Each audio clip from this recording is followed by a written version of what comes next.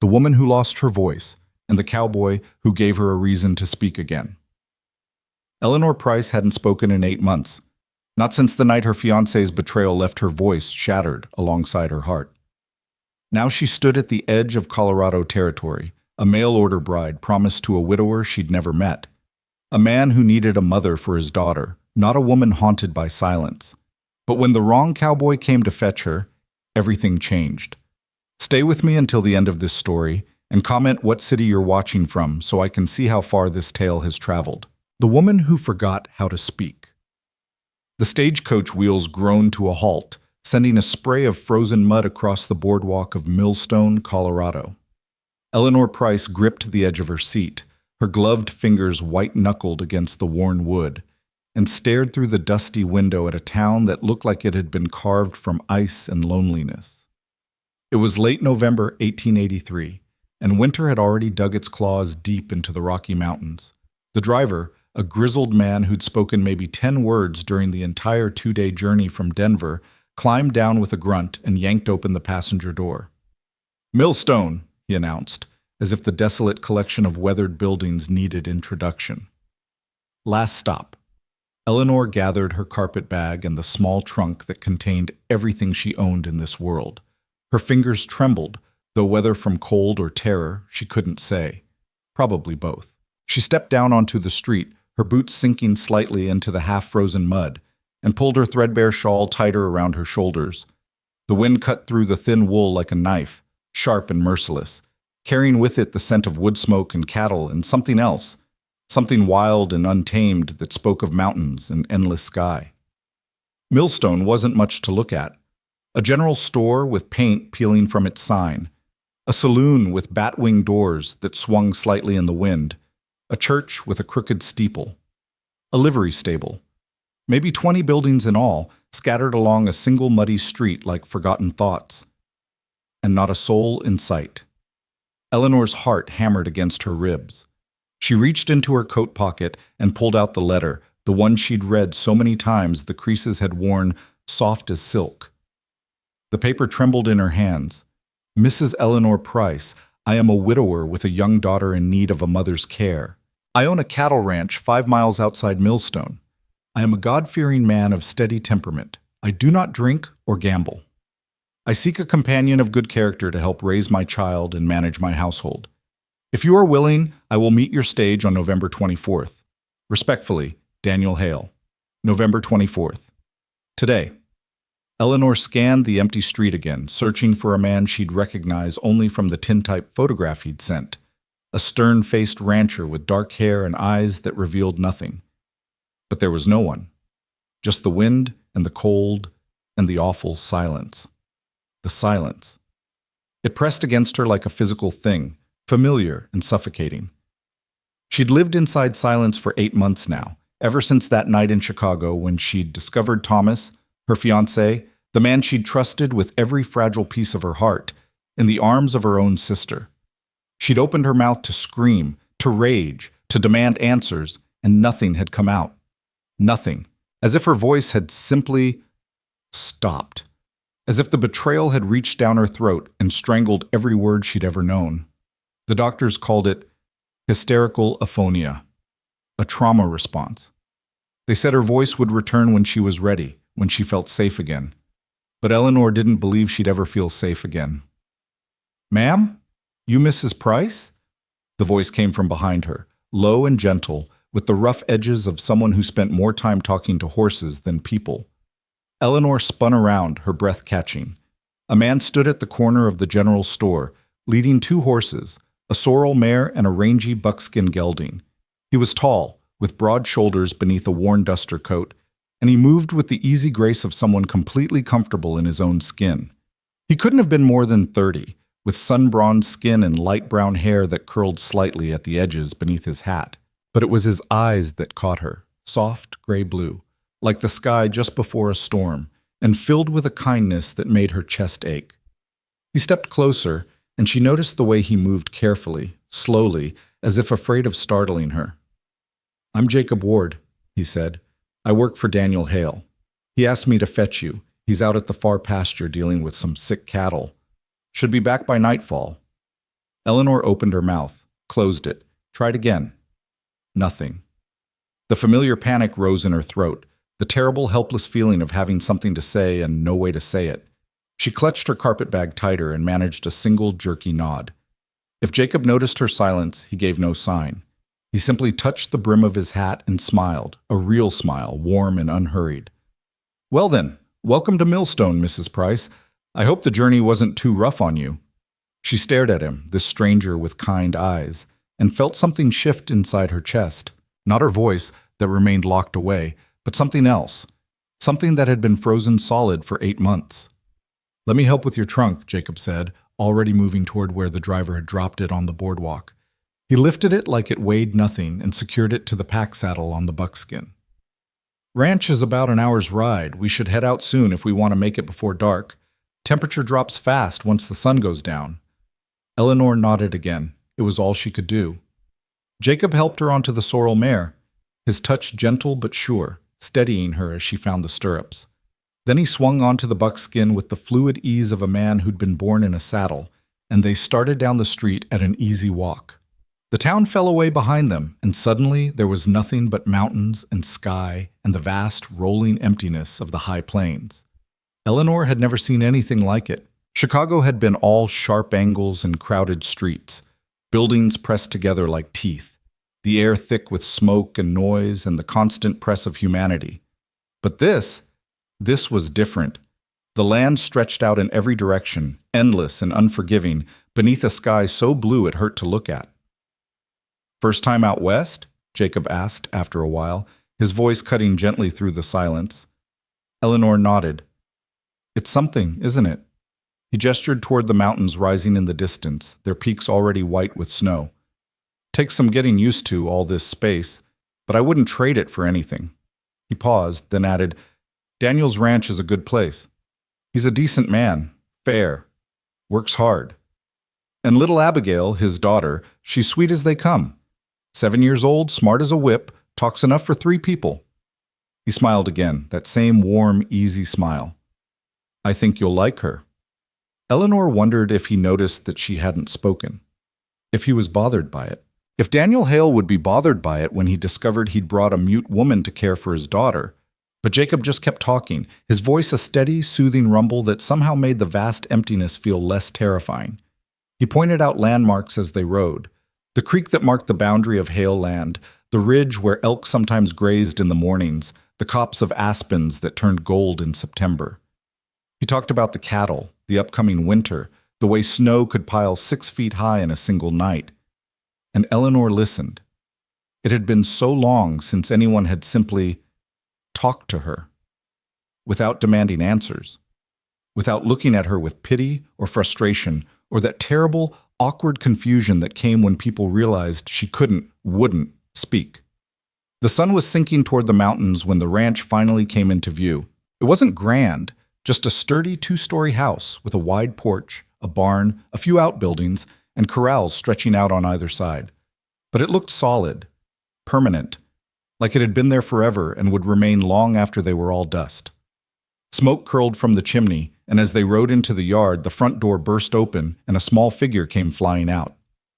"She's here! She's here!" The girl, Abigail, it had to be, raced across the porch and down the steps, her dark braids bouncing, her face lit with pure, uncomplicated joy. She skidded to a stop beside Eleanor's horse, bouncing on her toes. "Are you Miss Eleanor? Are you my new mama?" The words hit Eleanor like a fist to the chest. She froze, still mounted, staring down at this child with her father's dark hair and her mother's delicate features. This little girl who'd lost so much and now looked up at Eleanor with such desperate, naked hope. "Are you my new mama?" Eleanor's throat tightened. She wanted to answer, wanted to reassure this child, wanted to be worthy of that hope. But the words stayed locked away, trapped behind walls of fear and pain she couldn't scale. Jacob dismounted smoothly and came to help Eleanor down. His hands were steady on her waist, and when her feet touched the ground, he didn't let go immediately, just held on long enough for her to find her balance. "Give Mrs. Price a moment to catch her breath, Abby," he said gently. "She's had a long journey." Abigail's smile dimmed slightly, but she bobbed her head. "Of course. I'm sorry. I'm just so happy you're here. Papa said you were coming, and I've been waiting and waiting, and… She stopped, took a breath, then launched forward and wrapped her arms around Eleanor's waist in a fierce hug. Eleanor stood rigid for a moment, overwhelmed, then slowly, tentatively, brought her hands up to rest on the child's shoulders. Abigail's hair smelled like soap and wood smoke. Her arms were surprisingly strong, and Eleanor felt something crack inside her chest, something that had been frozen and hard for so long she'd forgotten it was there. "Come on," Abigail said, pulling back and grabbing Eleanor's hand. "Let me show you the house. I cleaned my room special, and Mrs. Garrett from town helped me make bread this morning. Papa said I had to learn because you'd be tired when you got here. And Abby." A new voice, deeper and rougher. Eleanor looked up to find a man standing in the doorway of the house. Daniel Hale, she presumed. He was taller than Jacob, leaner, with the weathered look of someone who'd spent his whole life working outside. His face was exactly like the tintype, stern and closed, revealing nothing. "Let Mrs. Price get settled before you talk her ear off." "Yes, Papa." Abigail's voice dropped to a whisper, but she kept hold of Eleanor's hand, tugging her toward the house. Daniel stepped aside as they approached, his eyes moving over Eleanor with the assessing gaze of someone evaluating livestock. "Mrs. Price, welcome. I apologize for not meeting your stage myself. We had some cattle come down sick, probably ate bad forage. Jacob mentioned he filled you in." Eleanor nodded. She tried to smile, but her face felt stiff, frozen. "Jacob can bring your things inside," Daniel continued. "Abigail will show you to your room. We eat supper at 6. I expect you'll want to rest." It wasn't warm. It wasn't cold. It was simply practical. A transaction being completed. Eleanor felt herself shrinking inside her clothes, becoming smaller, less significant. Just another piece of the ranch's machinery brought in to perform a function. But then Abigail squeezed her hand and pulled her inside, chattering about curtains and quilts and the view from the window, and Eleanor let herself be drawn forward into this new life she'd chosen, or perhaps fled into. She wasn't sure there was a difference anymore. The house was exactly as she'd expected, clean and well-maintained but cold. Not in temperature, a fire crackled in the stone hearth, filling the main room with warmth, but in feeling. Every surface was neat, every item in its place, but there was no warmth, no life, no sense that this was a home where people laughed or sang or loved. It was a house of routines and responsibilities, nothing more. Abigail led her upstairs to a small bedroom at the end of the hall. "This was supposed to be the nursery," the girl said, her voice dropping slightly. "For when Mama and Papa had more babies. But then Mama got sick and…" She trailed off, then brightened with determined cheer. "But now you're here, so maybe you and Papa will have babies and I'll get brothers and sisters." Eleanor's stomach clenched. She hadn't thought about that aspect of this arrangement, hadn't let herself think about it. The letter had mentioned companionship and household management. Nothing about intimacy, about being a wife in that way. The room was small but comfortable. A narrow bed, a washstand, a wardrobe, a rocking chair by the window. Simple, serviceable. A place to sleep and dress and nothing more. "Do you like it?" Abigail asked anxiously. "We can move things around if you want. And there's space in the wardrobe, and Mrs. Garrett said we should put fresh flowers on the table, but Papa said that was silly in November, but I picked some dried grass that looks kind of pretty, and…" Eleanor turned and, very gently, placed her finger over Abigail's lips. The girl's eyes went wide. Then Eleanor smiled, a real smile, small but genuine, and nodded. The room was fine, more than fine. Abigail's face broke into a grin. "Good. I'll let you rest. Papa says supper is at 6, but I can come get you before if you want, and…"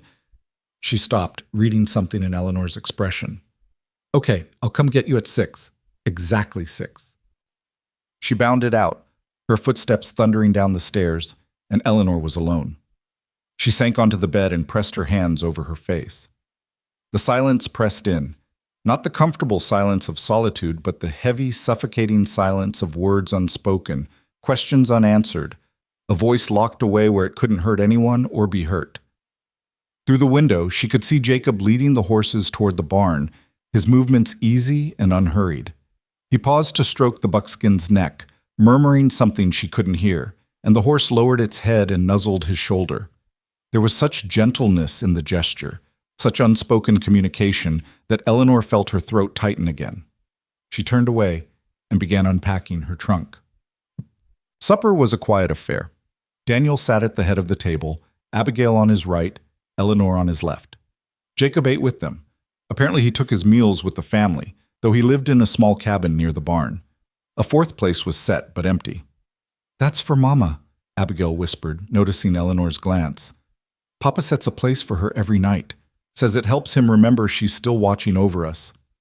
Eleanor's heart squeezed. She looked at Daniel, but his face revealed nothing as he bowed his head to say grace. "Lord, we thank you for this food and for bringing Mrs. Price safely to us. Bless this house and all who dwell in it. Amen." "Amen," Abigail echoed. Eleanor mouthed the word, silent. The meal itself was simple: venison stew, bread, canned vegetables from last summer's garden. Abigail chattered throughout, asking Eleanor questions that required only nods or shakes of her head. Did she like horses? Did she know how to sew? Had she ever seen a bear? Eleanor answered as best she could with gestures, and Abigail seemed perfectly content with the arrangement. But she could feel Daniel's eyes on her, assessing, questioning. Once, halfway through the meal, he spoke directly to her for the first time. "I assume you can read and write, Mrs. Price." Eleanor nodded. "Good. Abigail needs tutoring in her letters. Her mother was teaching her before—" He paused, the only crack in his controlled facade. "Before she passed. I'd like you to continue that." Another nod. "Can you cook?" Nod. "Clean, mend clothes, manage a household?" Nod, nod, nod, like a puppet on strings. "Why haven't you spoken since you arrived?" The question came sharp and sudden, cutting through the careful politeness like a blade. Eleanor froze. Her hands clenched in her lap. She could feel 3 pairs of eyes on her. Daniel's stern and demanding, Abigail's worried, Jacob's, something else, something softer. She opened her mouth, closed it, tried to force sound through her throat, but it was like pushing against stone. Nothing came. "Papa," Abigail said quietly. "Maybe she's just tired." "A woman should be able to speak," Daniel said, his voice flat, "especially if she's to teach my daughter and manage my house." "Daniel," Jacob's voice was low, but there was steel beneath the gentleness. "She's been traveling for 2 days. She's in a strange place with strange people. Give her time." Daniel's jaw tightened. For a moment, Eleanor thought he might argue, might demand answers she couldn't give. But then he simply stood, his chair scraping against the floor. "Fine. Time. But I'll expect you to pull your weight, Mrs. Price. Voice or no voice. This isn't a charity house." He walked out, leaving his half-finished meal on the table. The room fell silent. Abigail stared down at her plate, her earlier joy completely extinguished. And Eleanor felt shame wash over her, hot and thick and familiar. She'd been here less than 3 hours, and already she was a disappointment, a burden, a problem to be solved. "Don't mind him," Jacob said quietly. "His wife's death hit him hard. He's not good with feelings, or change, or much of anything that isn't cattle and land." He offered her a small smile. "But he's not cruel, just closed off." Eleanor looked at him, this kind cowboy with storm-colored eyes, and felt something in her chest unclench slightly. She managed a tiny nod. "Tell you what," Jacob continued, pushing back from the table. "How about tomorrow morning, if you're up for it? I take you on a ride around the property. Show you the lay of the land. Abby can come too if she wants. Make it feel less like being trapped in a strange house. Can I?" Abigail's head shot up, hope flooding back into her face. "Can I really come?" "If Mrs. Price doesn't mind." Eleanor reached over and squeezed Abigail's hand. "Yes, of course." The girl's smile could have lit the whole territory. That night, Eleanor lay in her narrow bed and stared at the ceiling, listening to the house settle around her. Somewhere down the hall, she could hear Abigail's soft, even breathing. Farther away, the creak of Daniel's footsteps as he moved around his room. Outside, the wind howled, and somewhere in the distance, a coyote called to the moon. Eleanor pulled the quilt up to her chin and tried to remember why she'd come here. What she'd been hoping for. Escape, yes. Safety, maybe. A place where her silence wouldn't matter because no one knew her well enough to miss her voice. But lying here in the dark, in this cold house on the edge of the world, she wondered if she'd made a terrible mistake. She thought about Thomas, about the way he'd held her sister, about the words he'd spoken when he'd finally noticed Eleanor standing in the doorway. It didn't mean anything. You're overreacting. Why won't you just talk to me? But the words wouldn't come then, and they wouldn't come now, and Eleanor was beginning to fear they never would again. She pressed her hand over her mouth and felt the silent scream trapped inside her throat, sharp and desperate and endless. Tomorrow, she told herself. Tomorrow, she'd try harder. She'd find a way to communicate, to prove herself useful, to earn her place here. She'd learn to live with the silence. She'd learn to be enough, even without words. Tomorrow. But tonight, she let herself cry, quiet, shaking sobs that no one could hear, and wondered if she'd ever feel whole again. Morning came cold and bright, the sun rising over the mountains in a wash of pink and gold. Eleanor woke to a knock on her door and Abigail's cheerful voice calling, "Mrs. Eleanor, breakfast is ready." She dressed quickly in her warmest clothes, a plain brown wool dress, her thick stockings, her worn boots, and braided her dark hair into a simple plait. The mirror over the washstand showed her a woman she barely recognized, pale, thin, with shadows under her eyes that hadn't been there a year ago. But she squared her shoulders, lifted her chin, and went downstairs. The kitchen was warm and smelled of coffee and frying bacon. Abigail was setting the table, and Jacob stood at the stove flipping flapjacks with easy competence. He looked up when she entered and smiled. "Morning, Mrs. Price. Hope you slept well." She nodded, though it was a lie. "Papa already ate," Abigail announced. "He's out checking the fences. But Jacob makes the best flapjacks in Colorado, so you're not missing anything." Jacob laughed, a warm, genuine sound that filled the kitchen. High praise from a 7-year-old. They ate together, the three of them, and it felt almost normal. Jacob and Abigail kept up a steady stream of chatter about the horses, about the barn cat who'd just had kittens, about the time last winter when snow drifted so high they'd had to dig a tunnel to reach the barn. Eleanor listened, contributing nods and smiles, and found herself relaxing in a way she hadn't since Chicago. After breakfast, Jacob saddled 3 horses, the sorrel mare for Eleanor, a gentle pinto pony for Abigail, and his buckskin for himself, and they set out across the ranch. The morning was crisp and clear, the air so cold it burned Eleanor's lungs, but the sky was endless and blue, and somehow the world felt bigger out here, like there was room to breathe, room to exist without apology. Jacob led them up toward the ridge, pointing out landmarks and explaining the layout of the ranch. "Daniel owns about 2,000 acres, he said.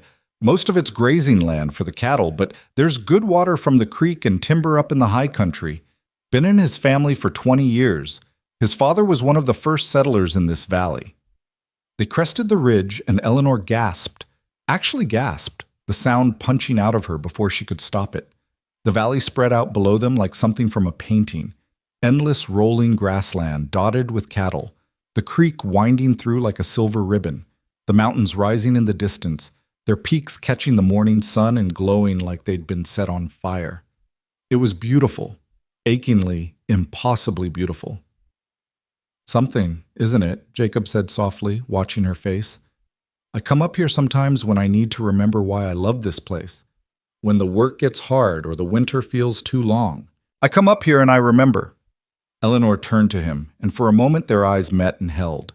Something passed between them, some wordless understanding, some recognition of shared loneliness, shared longing for something better, something whole. Then Abigail called out, "Look, is that an eagle?" And the moment broke. They rode for another hour, circling back toward the ranch through meadows where frost still clung to the grass and the horse's breath made clouds in the cold air. Jacob showed them where wild strawberries grew in summer, where the best fishing spots were along the creek, where to watch for rattlesnakes come spring. And slowly, gradually, Eleanor felt something inside her begin to thaw. Not her voice, that remained locked away, silent and stubborn, but something else, some tiny spark of hope that maybe, just maybe, she could build a life here. That maybe silence didn't have to mean emptiness. That maybe she could find a way to belong, even without words. When they returned to the ranch, Daniel was waiting in the yard, his expression unreadable. "Mrs. Price," he said, his tone formal, "I need you to start on the washing today, and Abigail needs her lessons. Jacob has work to do." The warmth drained out of the morning like water through a sieve. Eleanor dismounted, nodded once, and followed Abigail toward the house. But at the door, she glanced back. Jacob was watching her, his gray-blue eyes soft and concerned, and when their gazes met, he smiled, small and private, just for her. And Eleanor felt that tiny spark of hope flicker a little brighter. The days settled into a rhythm, though calling it comfortable would have been a lie. Eleanor rose before dawn each morning, her breath misting in the cold bedroom air, and dressed by the thin light that crept through her window. She'd make her way downstairs to find the kitchen still dark, the house wrapped in that particular silence that comes just before the world wakes up. She learned to move quietly through Daniel Hale's house, learned where the floorboards creaked and which drawer stuck when you opened it. She learned that Daniel took his coffee black and strong, that Abigail liked her eggs scrambled but not too dry, that Jacob always knocked softly before entering and never failed to say thank you. The work was endless. Washing clothes in the frigid water from the pump, her hands turning raw and red despite the lye soap, scrubbing floors until her knees ached, mending shirts and trousers by lamplight while Abigail practiced her letters at the kitchen table, cooking meals that Daniel ate in silence, his eyes distant, his thoughts somewhere Eleanor couldn't follow. She existed in the spaces between words, communicating through gestures and nods, through the language of completed tasks and clean surfaces. Abigail had adapted quickly to Eleanor's silence, chattering enough for both of them, asking questions that required only yes or no answers.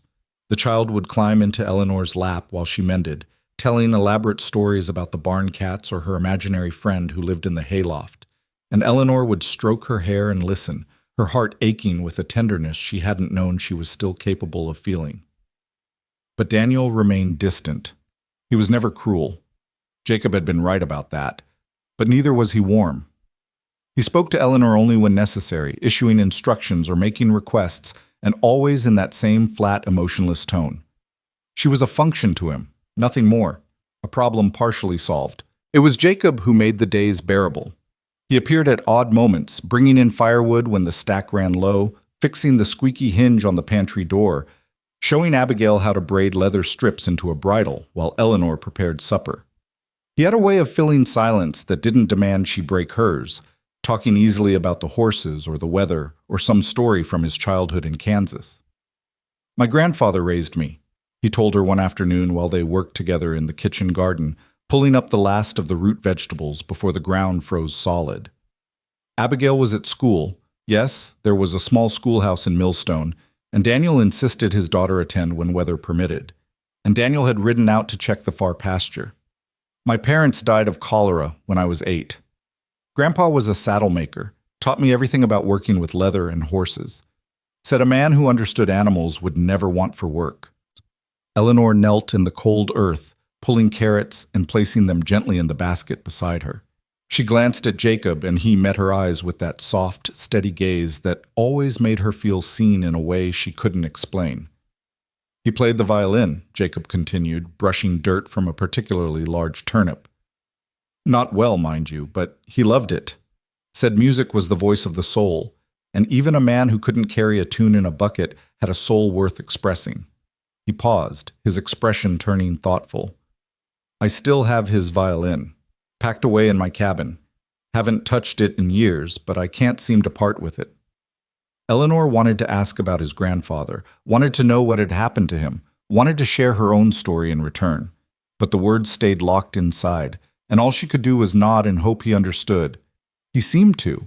Jacob always seemed to understand. The first snow came in early December, falling soft and silent through the night, and Eleanor woke to find the world transformed. Everything was white. The yard, the barn roof, the distant mountains, all of it wrapped in a blanket of pristine snow that sparkled in the early morning light like scattered diamonds.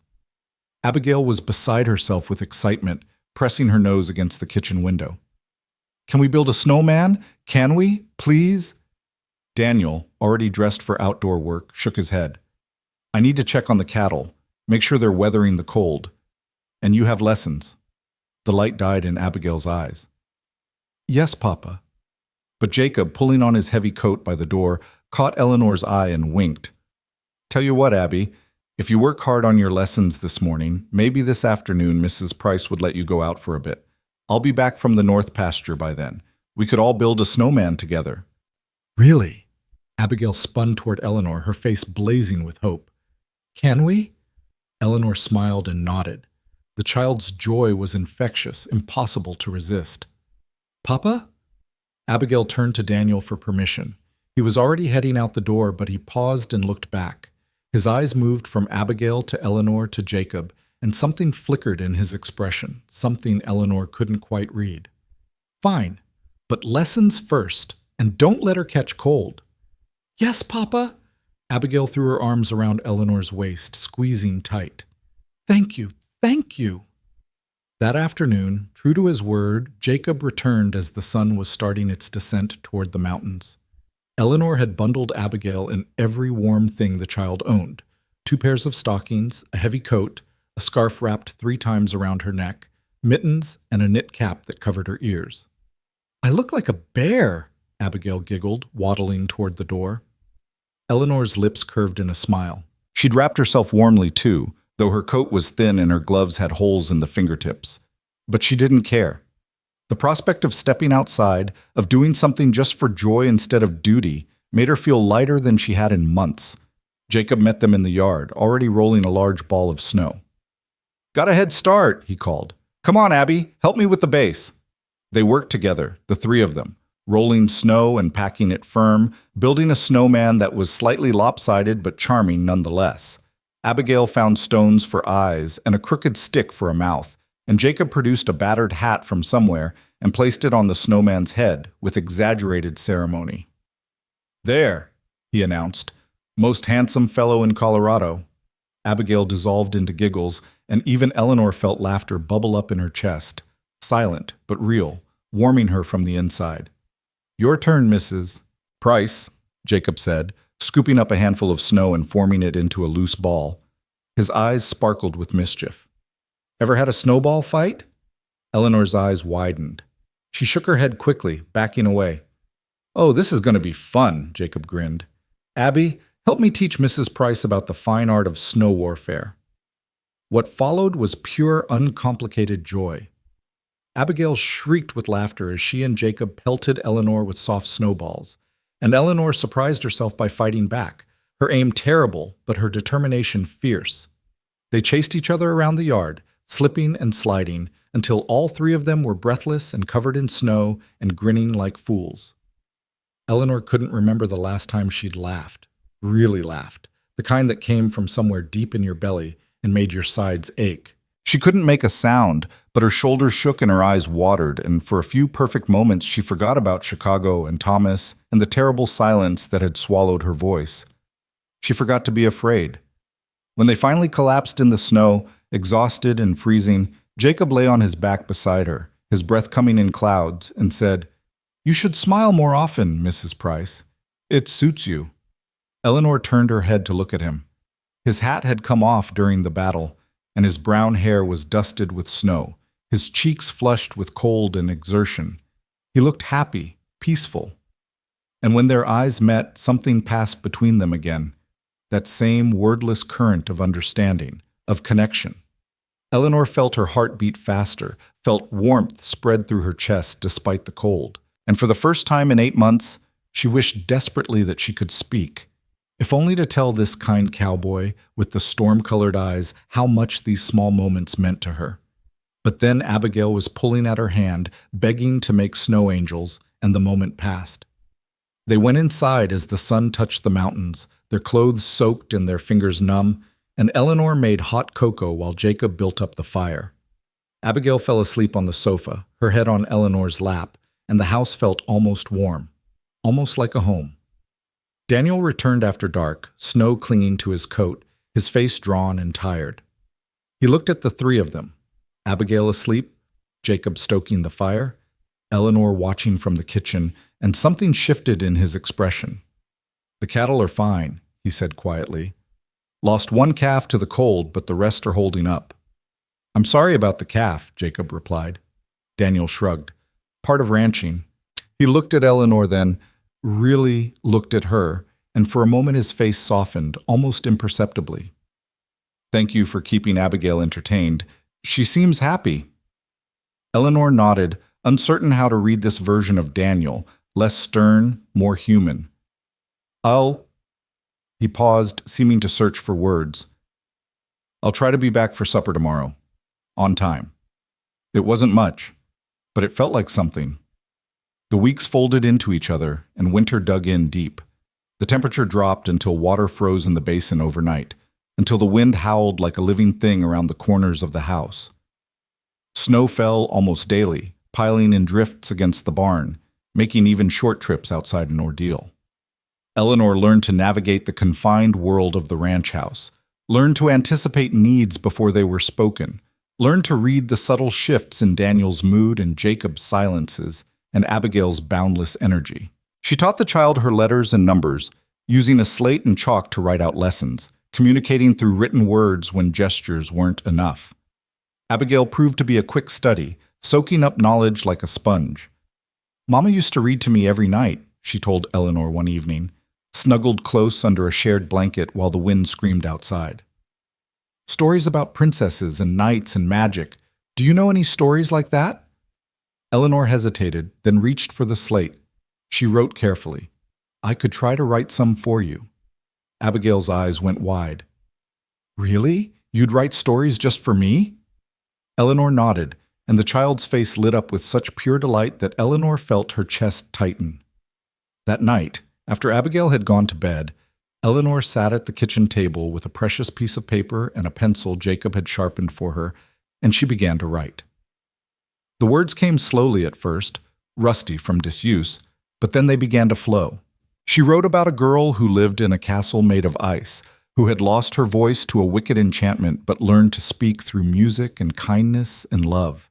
She wrote until her hand cramped, until the fire had burned down to embers, until she'd poured out something that felt almost like healing onto the page. When she finally climbed the stairs to her cold bedroom, she found Jacob sitting on the porch despite the freezing temperature, his collar turned up against the wind. He looked up as she appeared in the doorway. "Couldn't sleep," he said. "Too quiet inside my head." Eleanor understood that. She stepped onto the porch, pulling her shawl tight, and sat beside him on the wooden bench. They sat in silence for a long moment, watching their breath make clouds in the moonlight. Then Jacob spoke, his voice low and thoughtful. "You know what I think, Mrs. Price? I think silence isn't always about not having words. Sometimes it's about having too many words and no safe place to put them." He turned to look at her. "I think you're one of the strongest people I've ever met, and I think Daniel's a damn fool if he can't see that." Eleanor's breath caught. She stared at him, this cowboy who'd shown her nothing but gentleness, who seemed to see straight into the wounded places she kept hidden, and felt tears prick her eyes. Jacob reached over and very gently took her hand. His palm was warm and calloused, his grip steady. "Whatever happened to you before you came here, whatever stole your voice, it doesn't define you. You're not broken, Eleanor. You're just healing." It was the first time he'd used her given name.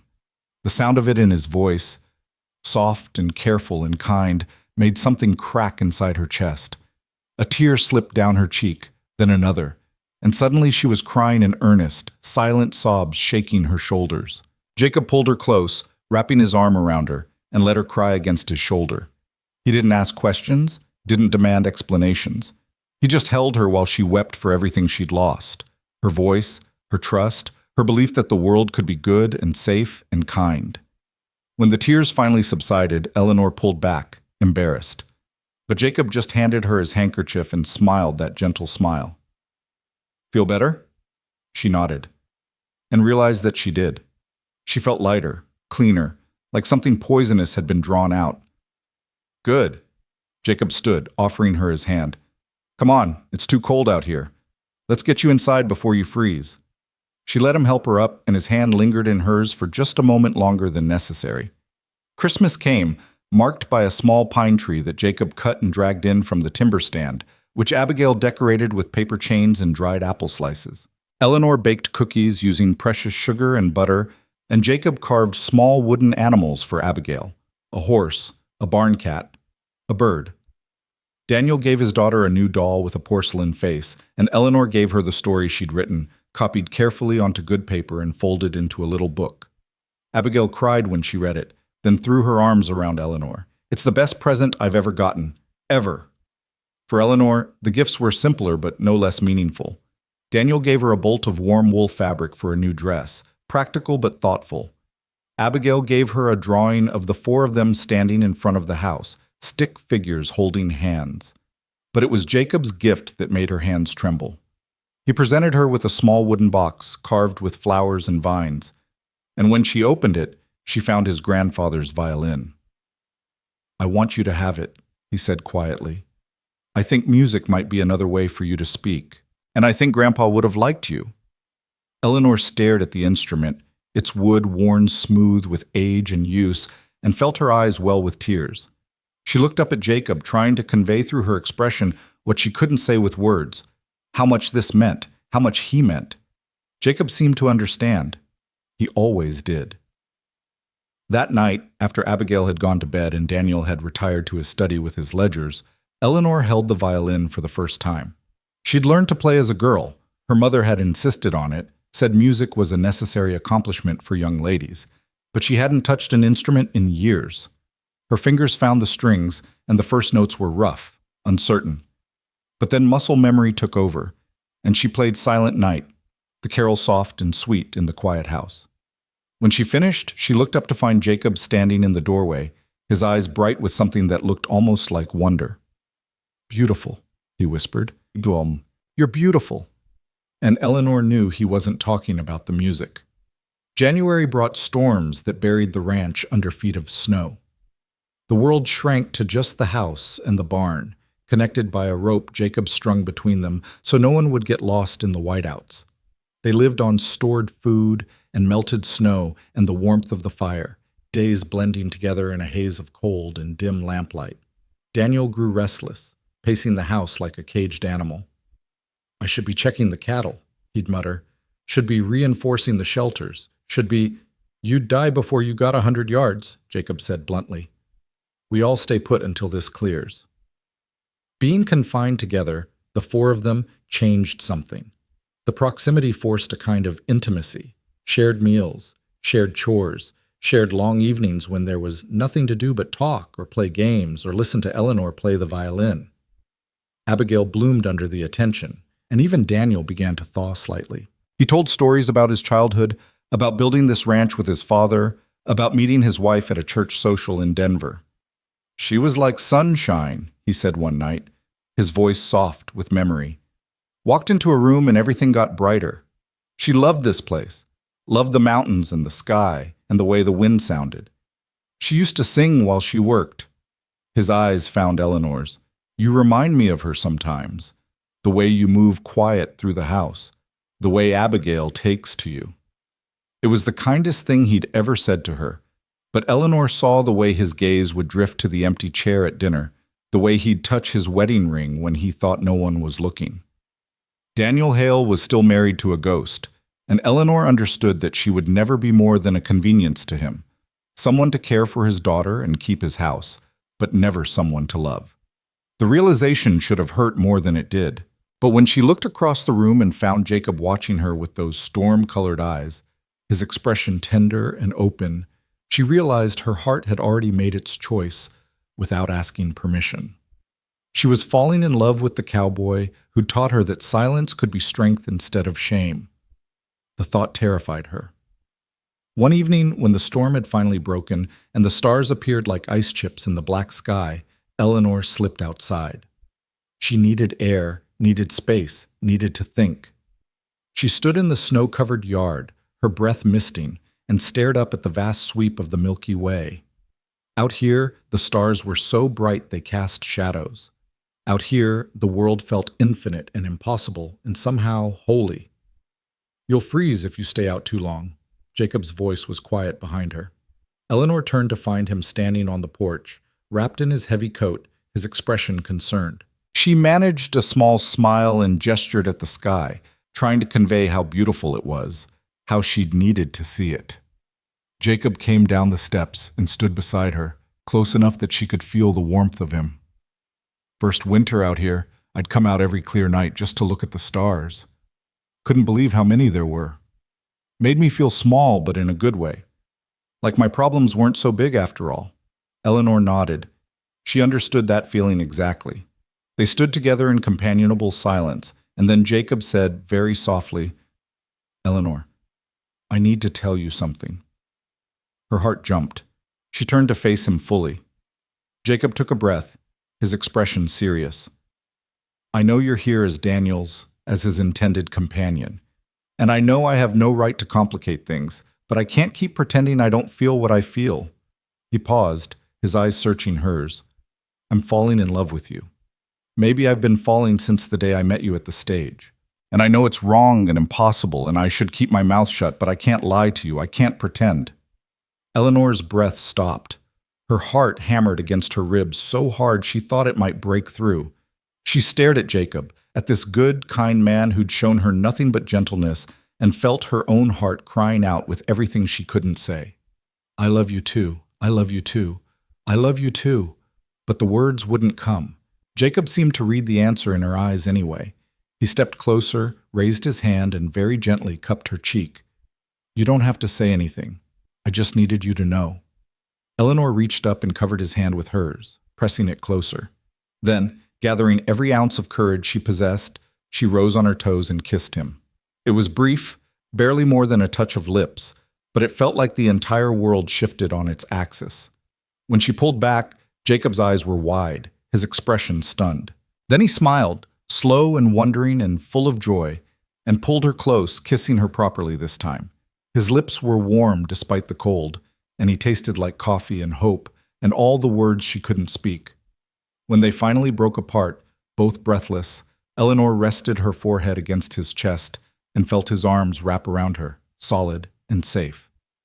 "We'll figure this out," Jacob whispered into her hair. "I don't know how, but we will. I promise." Eleanor closed her eyes and let herself believe him. The next morning, everything changed. Daniel announced at breakfast that he'd be riding into town, the roads were finally clear enough, and that he'd be bringing back a guest for supper. "Who?" Abigail asked, excited at the prospect of company. Daniel's expression was carefully neutral. "Mrs. Virginia Cole. She's recently widowed, moved to Millstone last fall. We've been corresponding." The words dropped like stones into still water. Eleanor felt her stomach clench. "Is she nice?" Abigail pressed. "Very nice, very proper." Daniel looked at Eleanor then, and something in his eyes made her blood run cold. "I think you'll like her, Abigail. And Mrs. Price, I'll expect you to prepare a suitable supper. Mrs. Cole she's an educated woman. From Philadelphia. We should make a good impression." Eleanor nodded numbly, her mind racing. Corresponding. Recently widowed. Make a good impression. She understood what was happening. Daniel was moving on, finding someone better suited to be a rancher's wife, someone with a voice, with refinement, with all the things Eleanor lacked. After Daniel left, Eleanor went through the motions of her morning chores in a daze. Jacob found her in the kitchen, staring at nothing, and touched her arm gently. "Hey, you all right?" She shook her head. No, she wasn't all right at all.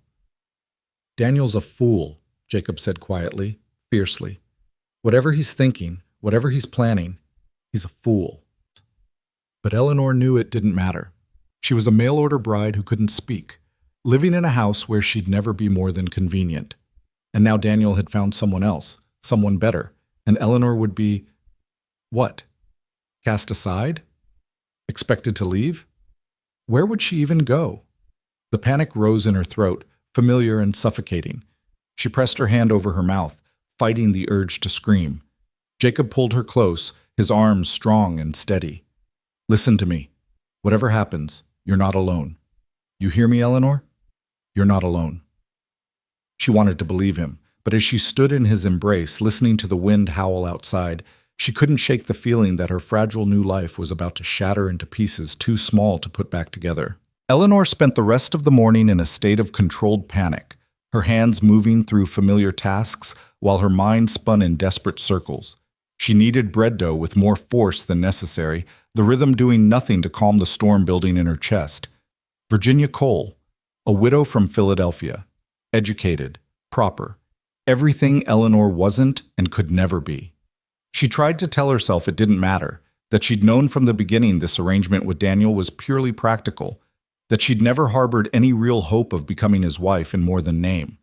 But the thought of being replaced, of watching another woman take her place at the table, in Abigail's life, in this house she'd begun to think of as home, it made her feel hollow and sick. And beneath that fear ran another current, darker and more complicated. Relief. Because if Daniel chose Virginia Cole, then maybe Eleanor could stop pretending. Maybe she could acknowledge what had been growing between her and Jacob, what had bloomed that night under the stars when he'd kissed her like she was something precious.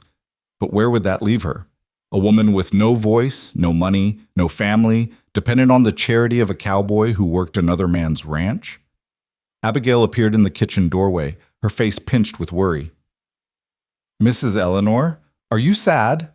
Eleanor looked up from the bread dough, realized her cheeks were wet, and quickly wiped her eyes with the back of her hand. She forced a smile and shook her head, but Abigail wasn't fooled. The child crossed the room and wrapped her arms around Eleanor's waist, pressing her face against Eleanor's apron. "I don't want you to leave," she whispered, "even if Papa likes Mrs. Cole.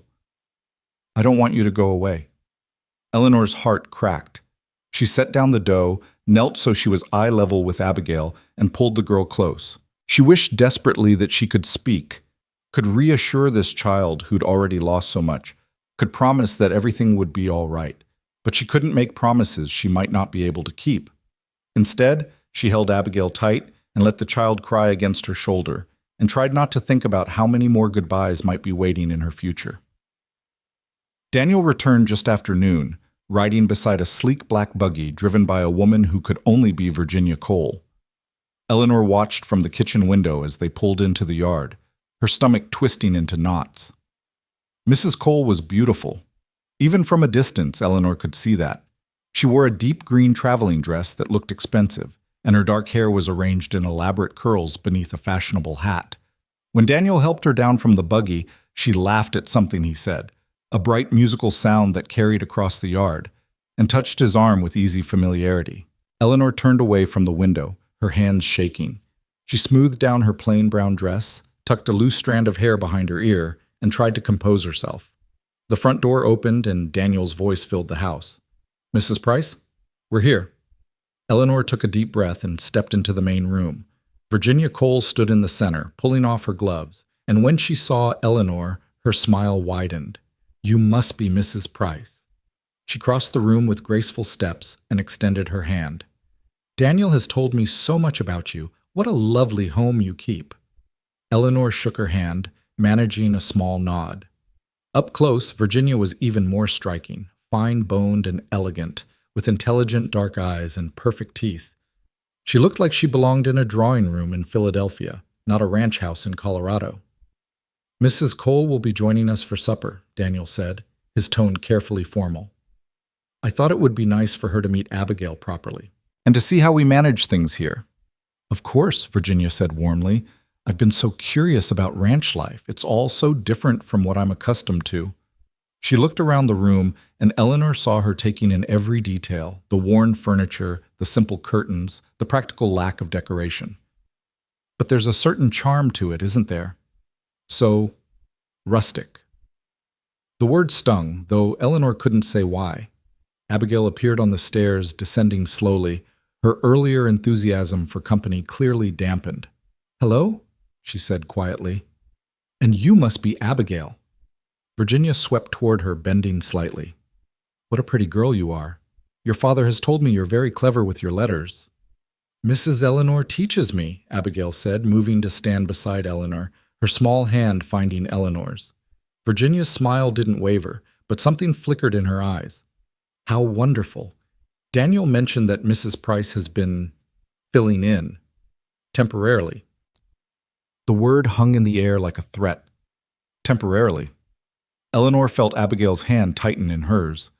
Perhaps, Virginia continued, straightening, once things are more settled, Abigail could attend a proper school. There's a boarding academy in Denver that comes highly recommended. A young lady needs proper education, proper refinement.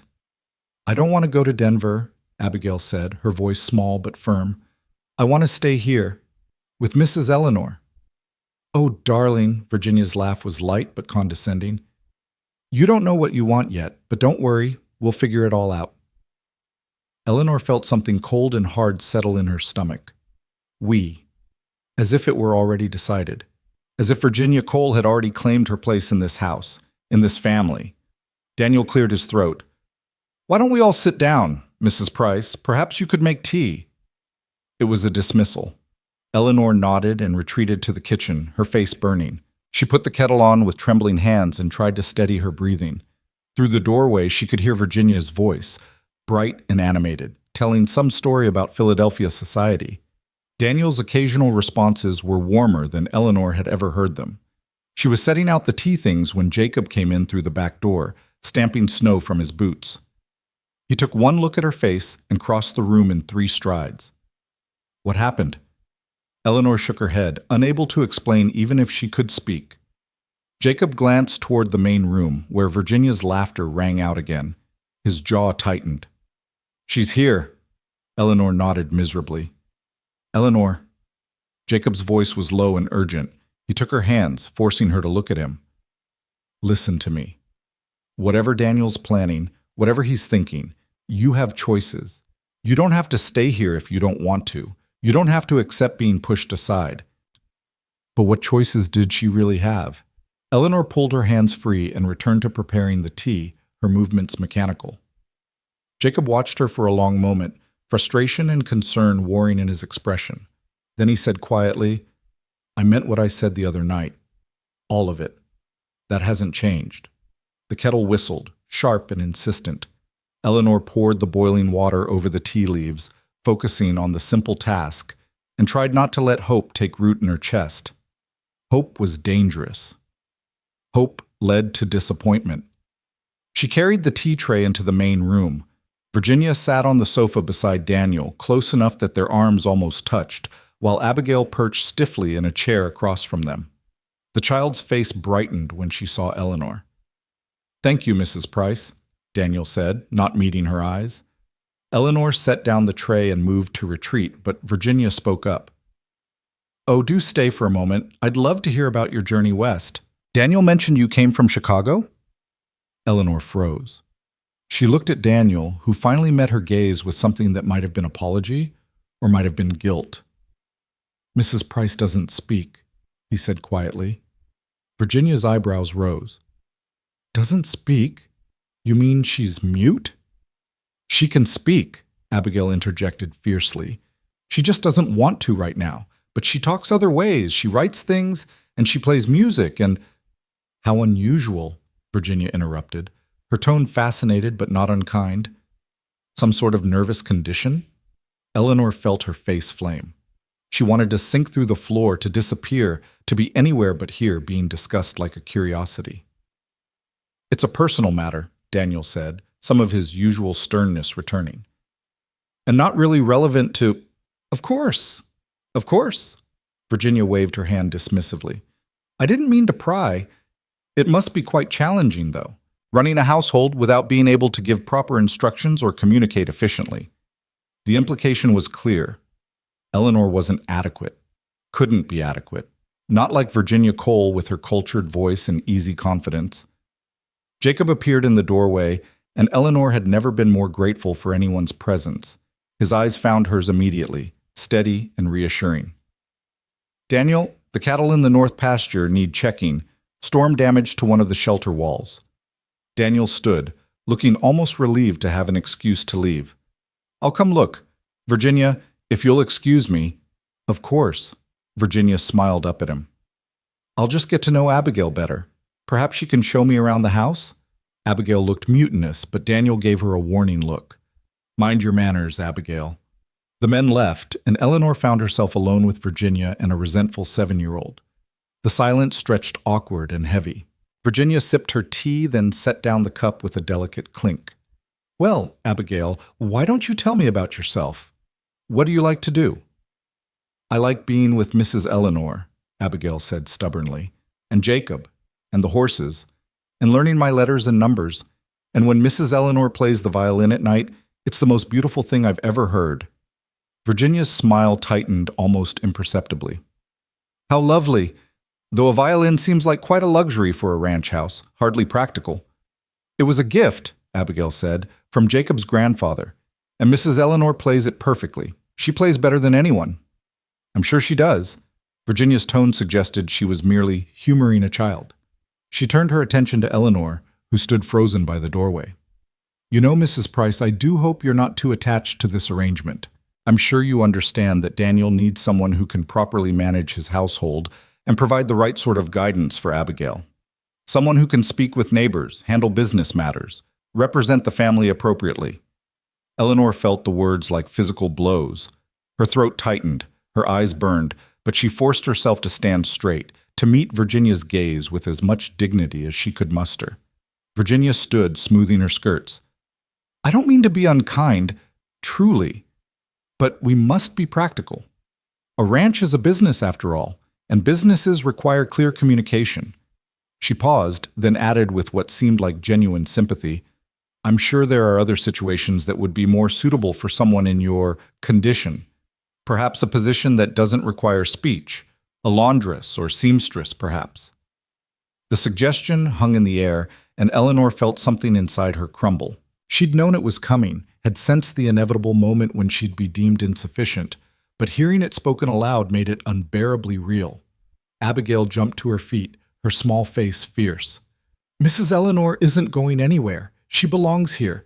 She takes care of me and Papa and—" "Abigail," Virginia's voice was sharp. "That's quite enough. Children don't make decisions about household staff." "She's not staff," Abigail's voice rose. "She's—" But she couldn't finish, because what was Eleanor exactly? Not a wife, not family, not quite a servant, but not quite anything else either. She existed in some undefined space, and now that space was being erased. Eleanor couldn't bear it anymore. She turned and fled to the kitchen, her chest heaving, tears streaming down her face. She pressed her hands over her mouth to stifle the sobs that wanted to break free, silent but wrenching. She heard footsteps behind her, small, quick ones, and then Abigail was there, wrapping her arms around Eleanor's waist and crying too. "Don't go," the child sobbed. "Please don't go. I need you. I love you." Eleanor sank to her knees and held Abigail tight, rocking her, both of them crying together in the cold kitchen while Virginia Cole's voice drifted in from the main room, already sounding like she owned the place. The supper that evening was the most uncomfortable meal Eleanor had ever endured. Virginia sat in what had become Eleanor's usual seat, chatting easily with Daniel about Philadelphia society, ranch management, and her late husband's business ventures. She was intelligent and articulate, her observations sharp, her manner charming. Daniel responded with more animation than Eleanor had seen from him in weeks. He smiled, he laughed. He looked at Virginia like she was bringing light back into his dark world. Eleanor served the meal she'd spent hours preparing, roasted chicken, root vegetables, fresh bread, apple pie, and received barely a glance of acknowledgement. Jacob, who'd joined them at Daniel's insistence, caught her eye several times with expressions of sympathy and frustration, but he couldn't do anything to change the dynamics at the table. Abigail picked at her food, her earlier defiance replaced by miserable silence. "This chicken is delicious," Virginia said at one point, her tone gracious. "You're an excellent cook, Mrs. Price. That's certainly a valuable skill." "A valuable skill for a servant," the implication went. After supper, while Eleanor was clearing the table, Virginia called out, "Oh, Abigail mentioned that you play the violin, Mrs. Price. Would you mind playing something for us? I do love music." Eleanor froze with a stack of plates in her hands. She looked at Jacob, who gave a tiny shake of his head. "Don't do it," his expression said. "You don't owe them anything." But Daniel was already speaking. "Yes, that would be nice. Mrs. Cole is quite a connoisseur of the arts." Eleanor had no choice. She set down the plates, retrieved the violin from where she kept it near the hearth, and positioned herself by the window. Her hands were shaking as she raised the instrument. She closed her eyes and began to play. She chose a piece her mother had taught her years ago, a sad, haunting melody that spoke of longing and loss. As her bow moved across the strings, Eleanor poured everything she couldn't say into the music. All her fear, all her sorrow, all her desperate love for this place and these people, and the cowboy who'd shown her that silence could be beautiful. The notes filled the room, rich and pure, and for those few minutes, Eleanor forgot about Virginia Cole and Daniel's cold practicality and her own uncertain future. There was only the music and the way it gave voice to her voiceless heart. When the final note faded, silence hung heavy in the room. Eleanor opened her eyes to find Abigail crying quietly, tears streaming down her face. Jacob's expression was raw and unguarded, his eyes bright with emotion. Even Daniel looked moved, though he quickly schooled his features back to neutrality. Virginia applauded politely. "How lovely. You have real talent, Mrs. Price. Such a shame to waste it out here in the middle of nowhere. In Philadelphia, you could have performed in proper concerts." But Eleanor heard what Virginia wasn't saying, that she didn't belong here, that her talent, like everything else about her, was somehow wrong for this place, for this life. She lowered the violin, nodded once, and retreated to the kitchen. She needed air. She needed space. She needed to be anywhere but here. She slipped out the back door into the cold night, leaving the violin on the table, and walked blindly across the yard. The moon was nearly full, painting the snow-covered landscape in shades of silver and blue. Her breath came in clouds, and within moments her fingers were numb, but she didn't care. She heard footsteps crunching through the snow behind her and knew without turning that it was Jacob. "Eleanor." His voice was gentle but firm. "Come inside before you freeze." She shook her head, wrapping her arms around herself. Jacob came up beside her, shrugging out of his heavy coat and draping it around her shoulders. The warmth of it, still heated from his body, made her shiver. "That woman," he said, his voice tight with anger, "has no right to make you feel small. And Daniel's a damned fool if he thinks she's worth half of what you are." Eleanor turned to face him, and in the moonlight she could see the fierce protectiveness in his eyes, the set of his jaw, the way his hands clenched and unclenched at his sides like he wanted to fight someone but had no one to fight. "Come with me," Jacob said suddenly, urgently. "Tonight, right now. We'll take the horses and go. I've got some money saved. We could make it to Denver, find you a position somewhere. Start fresh where nobody knows us, and nobody can—" Eleanor pressed her fingers against his lips, stopping the words. As much as she wanted to say yes, wanted to run away with him into the night, she couldn't. There was Abigail to consider, and where would they go? What kind of life could they build when she had nothing and he had only a cowboy's wages? "I know," Jacob said, reading her thoughts. "I know it's not practical. I know we should be sensible and careful and think things through." He took her hand, pressed it against his chest where she could feel his heart hammering. "But I can't watch him replace you. I can't watch you disappear like you don't matter when you matter more than anything." Eleanor felt her resolve cracking. She wanted so badly to believe him, to believe that love could be enough, that they could find a way. But then the back door opened and Daniel's voice cut through the night. "Jacob, Mrs. Price, what are you doing out here?" They sprang apart like guilty children. Daniel stood on the porch, his silhouette dark against the light spilling from the house, and even from this distance Eleanor could sense his displeasure. "Mrs. Price needed some air," Jacob said evenly. "I was making sure she didn't wander too far in the cold." Daniel's silence was heavy with suspicion. Then he said, "Mrs. Cole is leaving. She expects proper farewells. Mrs. Price, you should come inside." It was an order, not a request. Eleanor shrugged out of Jacob's coat, though every fiber of her being wanted to keep it, keep his warmth, keep this moment, and handed it back to him. Their fingers brushed, and Jacob squeezed her hand once before letting go. She walked back to the house on legs that felt like wood, feeling Daniel's eyes on her the whole way. Inside, Virginia was pulling on her gloves, her expression pleasant, but her eyes calculating. She'd seen something, Eleanor realized, had watched them through the window, perhaps, had noted the way Jacob looked at Eleanor, and the way Eleanor looked back. "Thank you for a lovely evening," Virginia said to the room at large. Then, directly to Eleanor, "And thank you for that beautiful music, Mrs. Price. You should treasure that gift. Music can open many doors, even for those who cannot speak." She paused, then added with seemingly casual interest, "I understand there are some families in Denver looking for music teachers. Private instruction for their daughters. Perhaps I could make some inquiries on your behalf?" The suggestion was layered with meaning. Virginia was offering her an out, a way to leave gracefully, with dignity and purpose. Or perhaps she was simply trying to get rid of the competition, such as it was. Eleanor managed a small nod, though her stomach churned. Daniel walked Virginia out to her buggy, and through the window Eleanor watched them talk in low voices, their heads close together. At one point, Virginia laughed and touched Daniel's arm, and he smiled down at her with an expression Eleanor had never seen on his face before. He looked happy. Genuinely happy. Eleanor turned away, her heart aching. Abigail appeared at her side, silent and solemn. She slipped her hand into Eleanor's and leaned against her, seeking comfort. Eleanor stroked the child's hair and tried not to think about how many more nights they'd have like this, how soon it might all end. Jacob came back inside, his face carefully blank, and began banking the fire for the night. He didn't look at Eleanor, but she felt the weight of his presence, the unspoken connection between them that seemed to grow stronger with every passing day. Daniel returned, brushing snow from his shoulders. He looked at the three of them, Eleanor, Abigail, and Jacob, and something complicated passed across his face. "Abigail, time for bed," he said, his voice softer than usual. "Will Mrs. Eleanor tuck me in?" Abigail asked. Daniel hesitated, then nodded.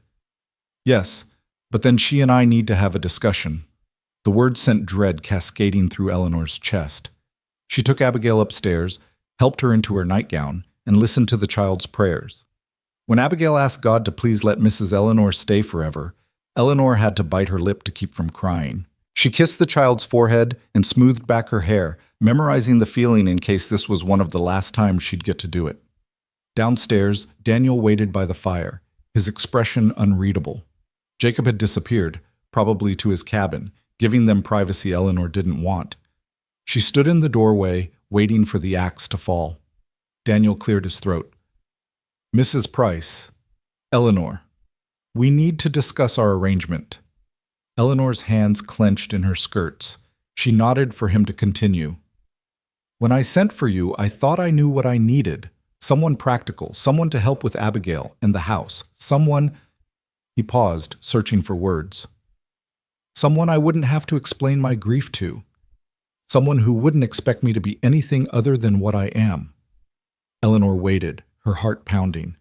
"But, Virginia, Mrs. Cole, she's—" Daniel ran a hand through his hair, looking uncomfortable. "She reminds me of Sarah, my late wife. She has that same light, that same ease with words and people. And Abigail needs more than I can give her. She needs refinement, education, a woman who can teach her how to move in society." There it was, the confirmation of everything Eleanor had feared. "You've been good to my daughter," Daniel continued. "And you work hard. But this isn't fair to you, is it? Trapped here in the middle of nowhere, unable to speak, taking care of another woman's child." He met her eyes finally. "Virginia mentioned positions in Denver, teaching music.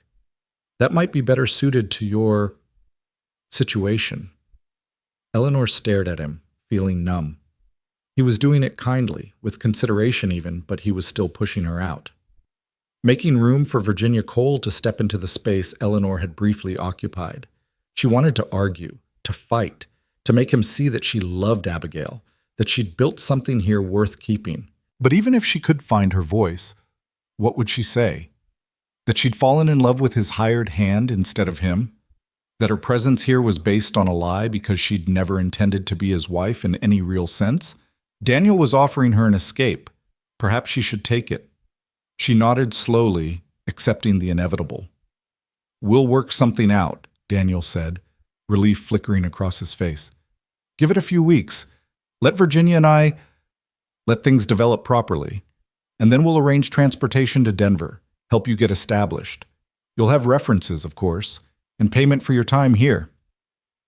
Money for services rendered, as if she were simply another ranch hand whose employment had run its course.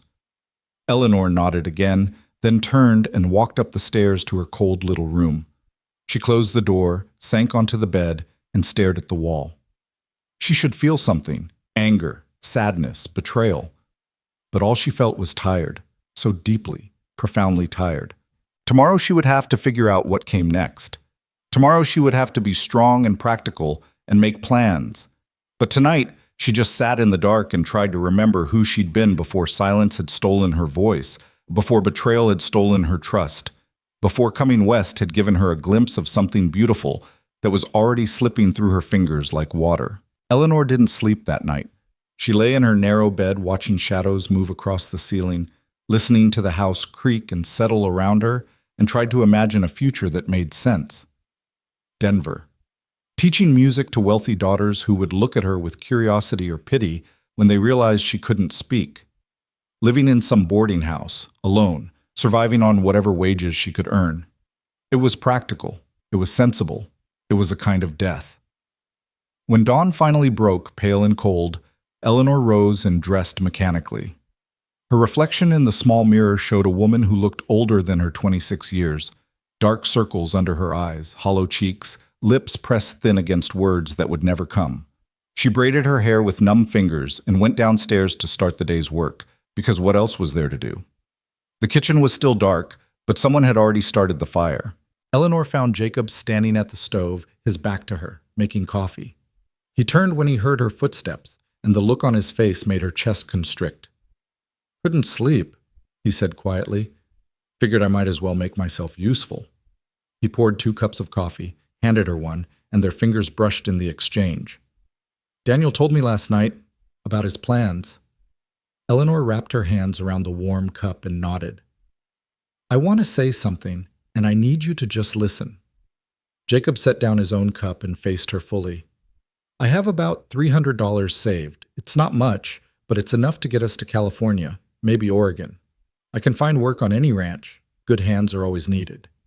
You could teach music, or we could start small, find a little place." He paused, his voice roughening with emotion.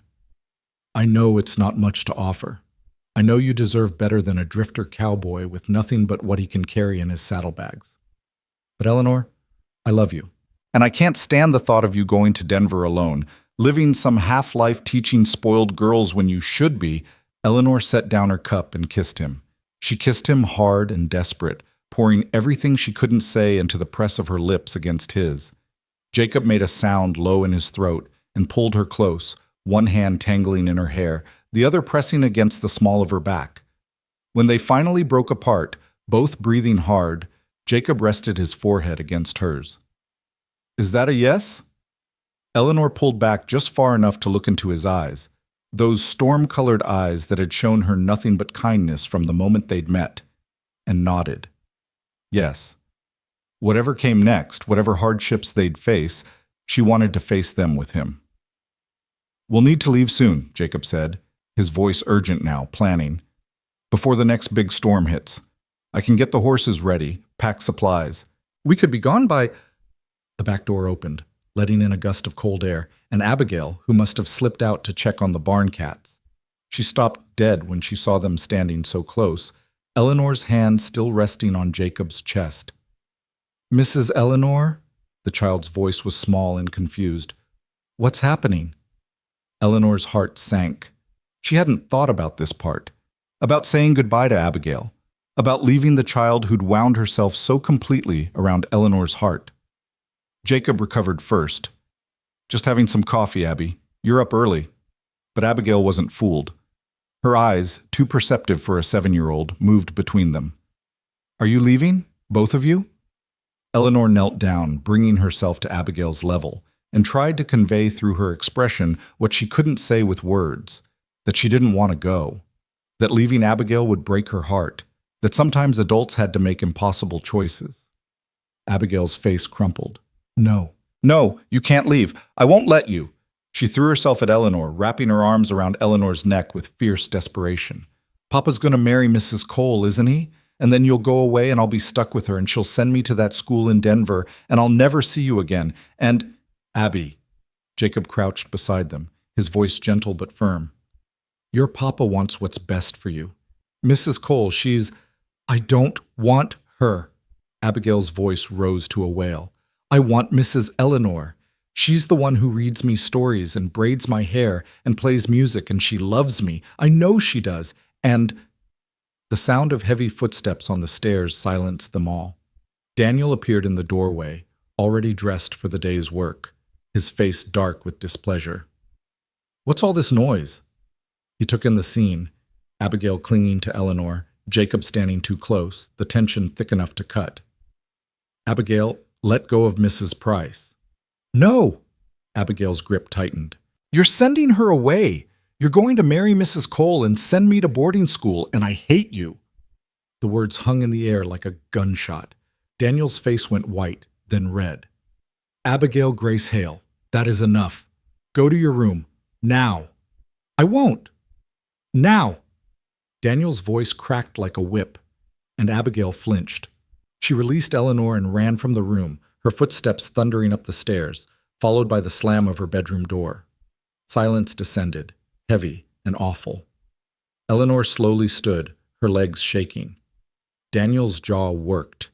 He looked at Jacob, then at Eleanor, and something dangerous flickered in his eyes. I think, he said slowly, carefully, that I've been blind to what's been happening under my own roof. Daniel, Jacob started, but Daniel held up a hand. How long? The question was quiet but sharp. How long have you two been carrying on behind my back? We haven't been carrying on, Jacob said, his voice steady despite the accusation. But I won't lie to you. I have feelings for Eleanor, and I believe she has feelings for me. But we've been nothing but proper. Daniel's laugh was bitter. You're in love with the woman I brought here to be my wife, and you call that proper? You don't want her as your wife, Jacob shot back, some of his own anger breaking through. You've made that clear enough. You've been courting Virginia Cole for weeks, planning to replace Eleanor like she's a piece of furniture that doesn't quite fit the room. So don't stand there and act betrayed when someone else sees her worth. Daniel's hands clenched into fists. For a moment, Eleanor thought he might actually strike Jacob, but then he just shook his head, his expression shifting to something like disgust. I want you gone, he said to Jacob. Pack your things. You're no longer employed here. Eleanor's heart stopped. She grabbed Daniel's arm, shaking her head frantically, trying to convey that this was her fault, not Jacob's, that he shouldn't punish Jacob for her failures. Daniel pulled his arm free. Don't. You've done enough. He looked at her, and there was something almost like hurt beneath the anger. I gave you a home, treated you with respect, asked for nothing but that you care for my daughter and keep my house. And this is how you repay me? Eleanor felt tears sting her eyes. She wanted to explain, wanted to make him understand that she'd never meant to hurt him, that she'd tried so hard to be what he needed. But the words were locked away, useless, and all she could do was stand there while he judged her and found her wanting. Both of you, get out, Daniel said, his voice flat now, emotionless. I don't care where you go or what you do. Just be gone by tomorrow morning. He turned and walked out, leaving them standing in the kitchen as the first rays of sunlight slanted through the window, illuminating the wreckage of their brief, fragile happiness. Jacob moved first. He pulled Eleanor into his arms, holding her while she shook with silent sobs. It's all right, he murmured into her hair. We'll be all right. We'll figure this out. But Eleanor wasn't sure anything would ever be all right again. She thought of Abigail upstairs, crying alone in her room. Thought of Daniel, who'd lost one wife to death and now felt betrayed by the woman who was supposed to replace her. Thought of Virginia Cole, who would step into Eleanor's place and erase any trace that Eleanor had ever been here. She'd come to Colorado Territory seeking safety and found something infinitely more complicated. She'd found love, yes, but she'd also found connection, purpose, a child who needed her. And now she was losing it all because she'd been foolish enough to let her guard down, to let herself hope. The day passed in a blur of miserable preparation. Jacob went to his cabin to pack his few belongings, while Eleanor moved through the house gathering her own things. It didn't take long. She owned so little. Her clothes, a few books, the stories she'd written for Abigail, the violin Jacob had given her, which now felt heavy with bittersweet memory. Abigail stayed locked in her room, refusing to come out even for meals. Eleanor stood outside the child's door several times, her hand raised to knock. But what could she say? What comfort could she offer when she was the one leaving? Finally, As afternoon shadows lengthened, Eleanor wrote a note on a piece of precious paper. She slipped it under Abigail's door and heard the child's soft gasp as she picked it up. The note said, "I love you. I will always love you. You are brave and smart and kind, and you will grow up to be a remarkable woman. Never forget how special you are. Your friend forever, Eleanor." She heard crying from behind the door, and it took everything Eleanor had not to break down herself. She pressed her palm flat against the wood, wishing she could reach through and hold the child one more time, then forced herself to walk away. That evening, as she was wrapping the violin carefully in cloth, Daniel appeared in her doorway. He looked exhausted, older somehow, the lines around his eyes deeper than they'd been that morning. "Mrs. Cole came by," he said without preamble. "She heard about everything. News travels fast in small towns." Eleanor waited, not sure what he wanted from her. "She said I was being too harsh, that I should at least let you stay until we can make proper arrangements for your travel to Denver." He paused, his expression conflicted. "But I can't have you here, Eleanor. Every time I look at you, I see my own failure. My late wife's been gone 2 years, and I thought I was ready to move forward, but clearly I'm not. I brought you into this mess without thinking about what it would mean for any of us." Eleanor shook her head. She wanted to tell him this wasn't his fault, that she'd made her own choices, that life was just complicated and messy, and sometimes there were no good solutions. "Jacob can stay through the winter if he keeps to himself and does his work," Daniel continued. "I can't afford to be short a hand with calving season coming, but you—" He sighed. "Virginia's arranged for you to stay with the minister's wife in town until the spring stage runs. She's even written to a music school in Denver, inquired about teaching positions. She's being remarkably generous, considering that Eleanor had been an obstacle to Virginia's plans, considering that Eleanor's departure cleared the way for Virginia to become Mrs. Daniel Hale without complication. "You'll leave tomorrow," Daniel said. "I'll drive you into town myself." Eleanor nodded numbly. Tomorrow. So soon. She looked around the small bedroom that had been hers for such a short time and felt the walls closing in. "For what it's worth," Daniel said quietly, "I don't think you meant any harm. And Abigail, she does love you. She'll get over it, children do, but right now she loves you." He cleared his throat. That counts for something. Then he was gone, and Eleanor was alone with her half-packed carpet bag and the crushing weight of all her might-have-beens. She found Jacob in the barn after dark, brushing down the horses with methodical precision. He looked up when she entered, his face drawn and weary. "Heard Daniel's letting me stay," he said, "but sending you to town." Eleanor nodded. She crossed the barn and took the brush from his hand, setting it aside, then wrapped her arms around his waist and pressed her face against his chest. Jacob held her tight, his chin resting on top of her head. "I'll come for you," he said fiercely. "Soon as calving season's done. Soon as I can save a bit more money. I'll come to Denver, and we'll leave together. Go somewhere fresh, somewhere nobody knows us or cares about our past. I promise you, Eleanor, this isn't the end." Eleanor wanted to believe him. She wanted it so badly it hurt. But she'd learned that promises were fragile things, easily broken by circumstance and time and the sheer grinding weight of reality. Still, she nodded against his chest and let herself pretend for just a little longer that love might actually be enough. They stood together in the quiet barn, surrounded by the warm smell of horses and hay, while snow began to fall outside. Soft, silent flakes that would bury everything by morning, covering tracks and smoothing away evidence that anything had ever disturbed the pristine surface. Eleanor thought about the mail-order bride advertisement she'd answered back in Chicago, the desperate leap of faith that had brought her here. She'd been running from one kind of pain and had stumbled straight into another. But she'd also found something she hadn't expected, people who'd seen her, really seen her, despite her silence. A child who'd loved her without reservation. A man who'd looked past her brokenness and found something worth cherishing.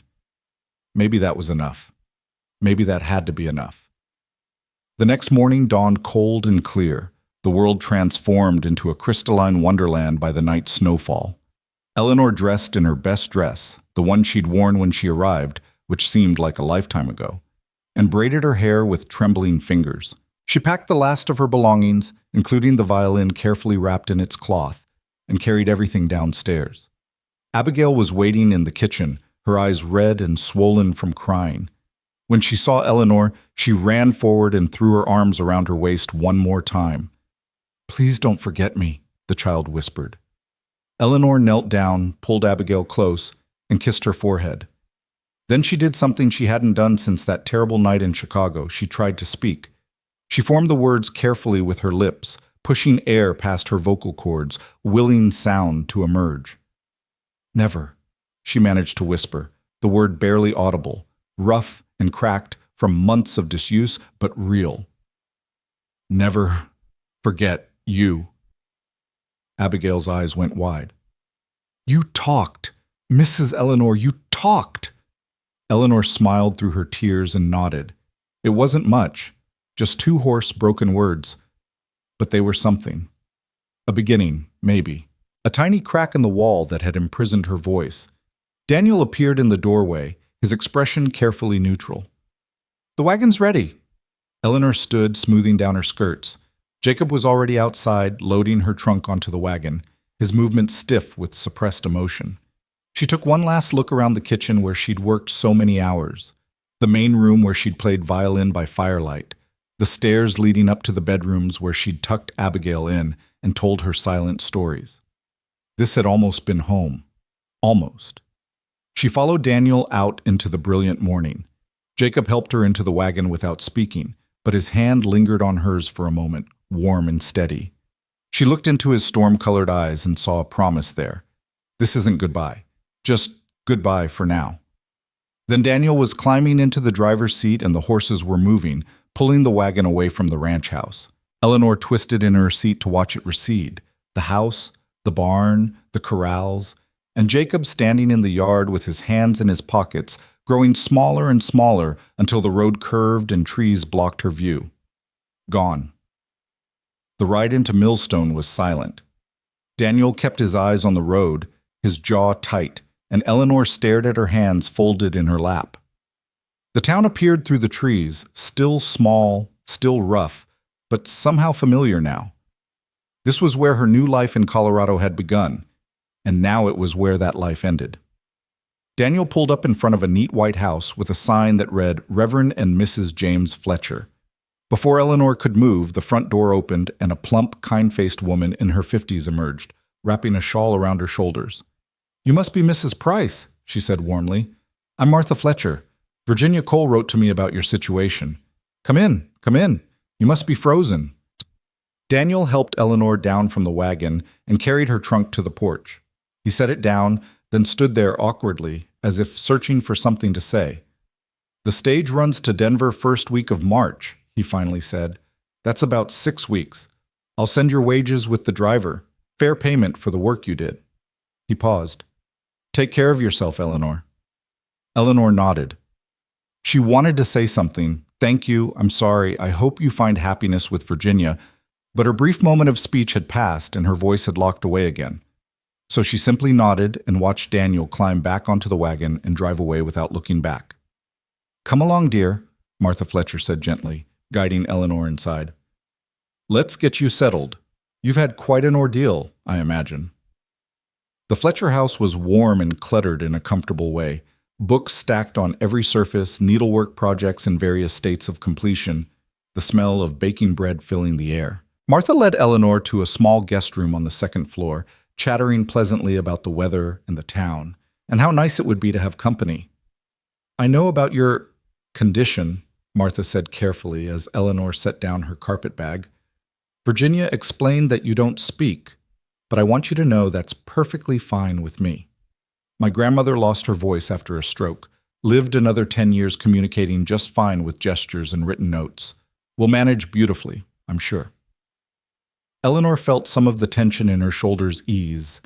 Martha Fletcher seemed genuinely kind, not pitying or judgmental, just accepting. "Now," Martha continued, "Virginia also mentioned you're a gifted musician. She thinks you could make an excellent living teaching in Denver. The Westfield Academy is looking for a music instructor, and I've taken the liberty of writing to them on your behalf." Virginia provided a glowing reference, and I added my own recommendation, which I hope you don't mind, though we've only just met. I'm an excellent judge of character. Eleanor managed a small smile. Virginia Cole was nothing if not efficient. Within 24 hours of Eleanor's dismissal from the ranch, she'd arranged housing, employment prospects, and character references. It was impressive, really, and impossibly sad.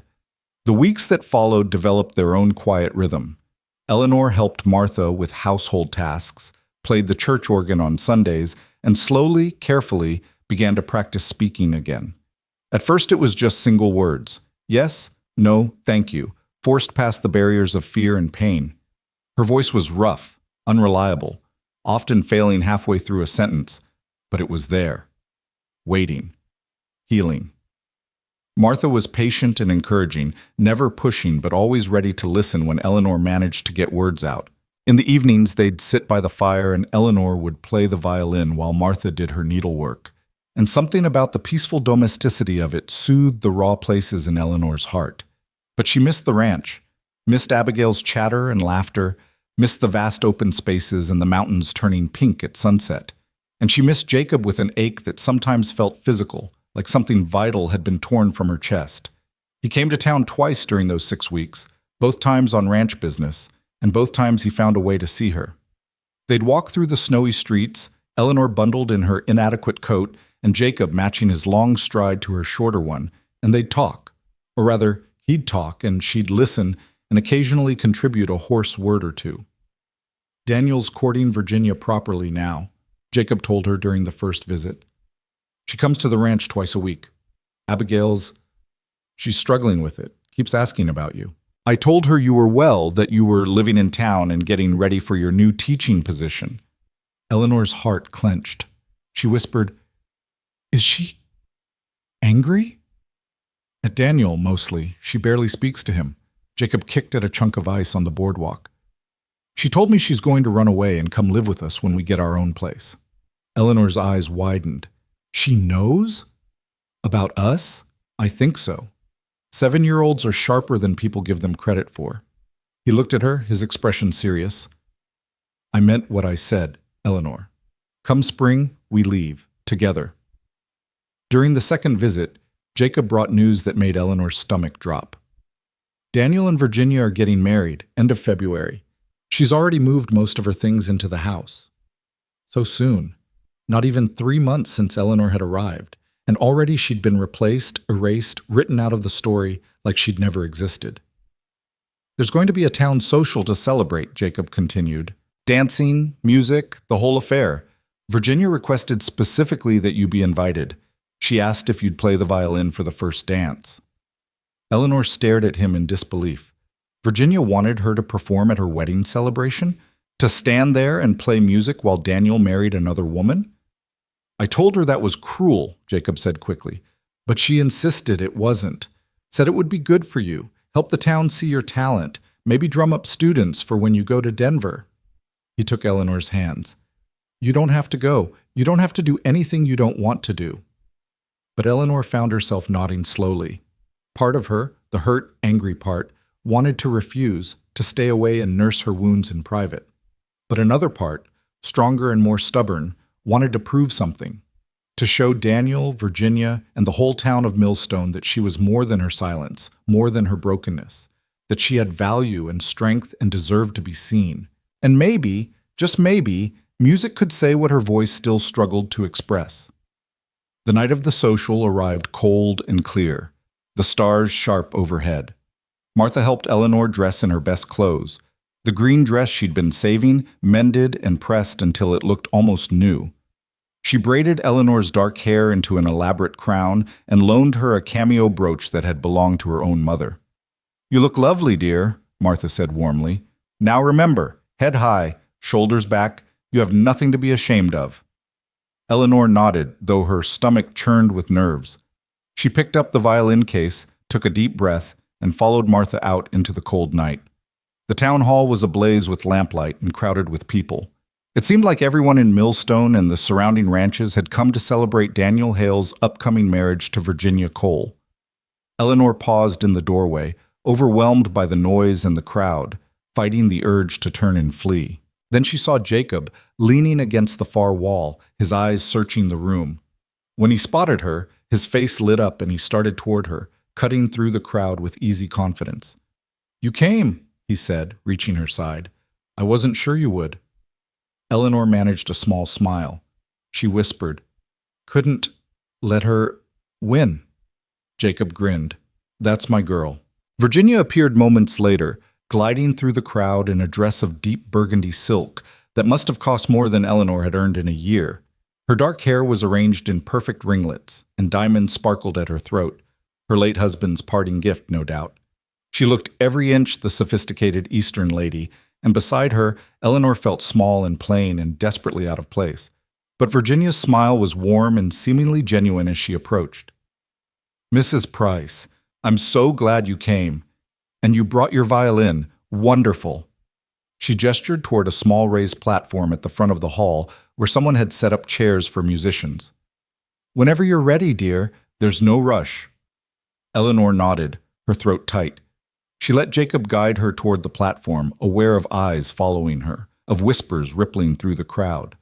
The silent woman, the one who'd been dismissed from the Hale Ranch, the one who'd been replaced.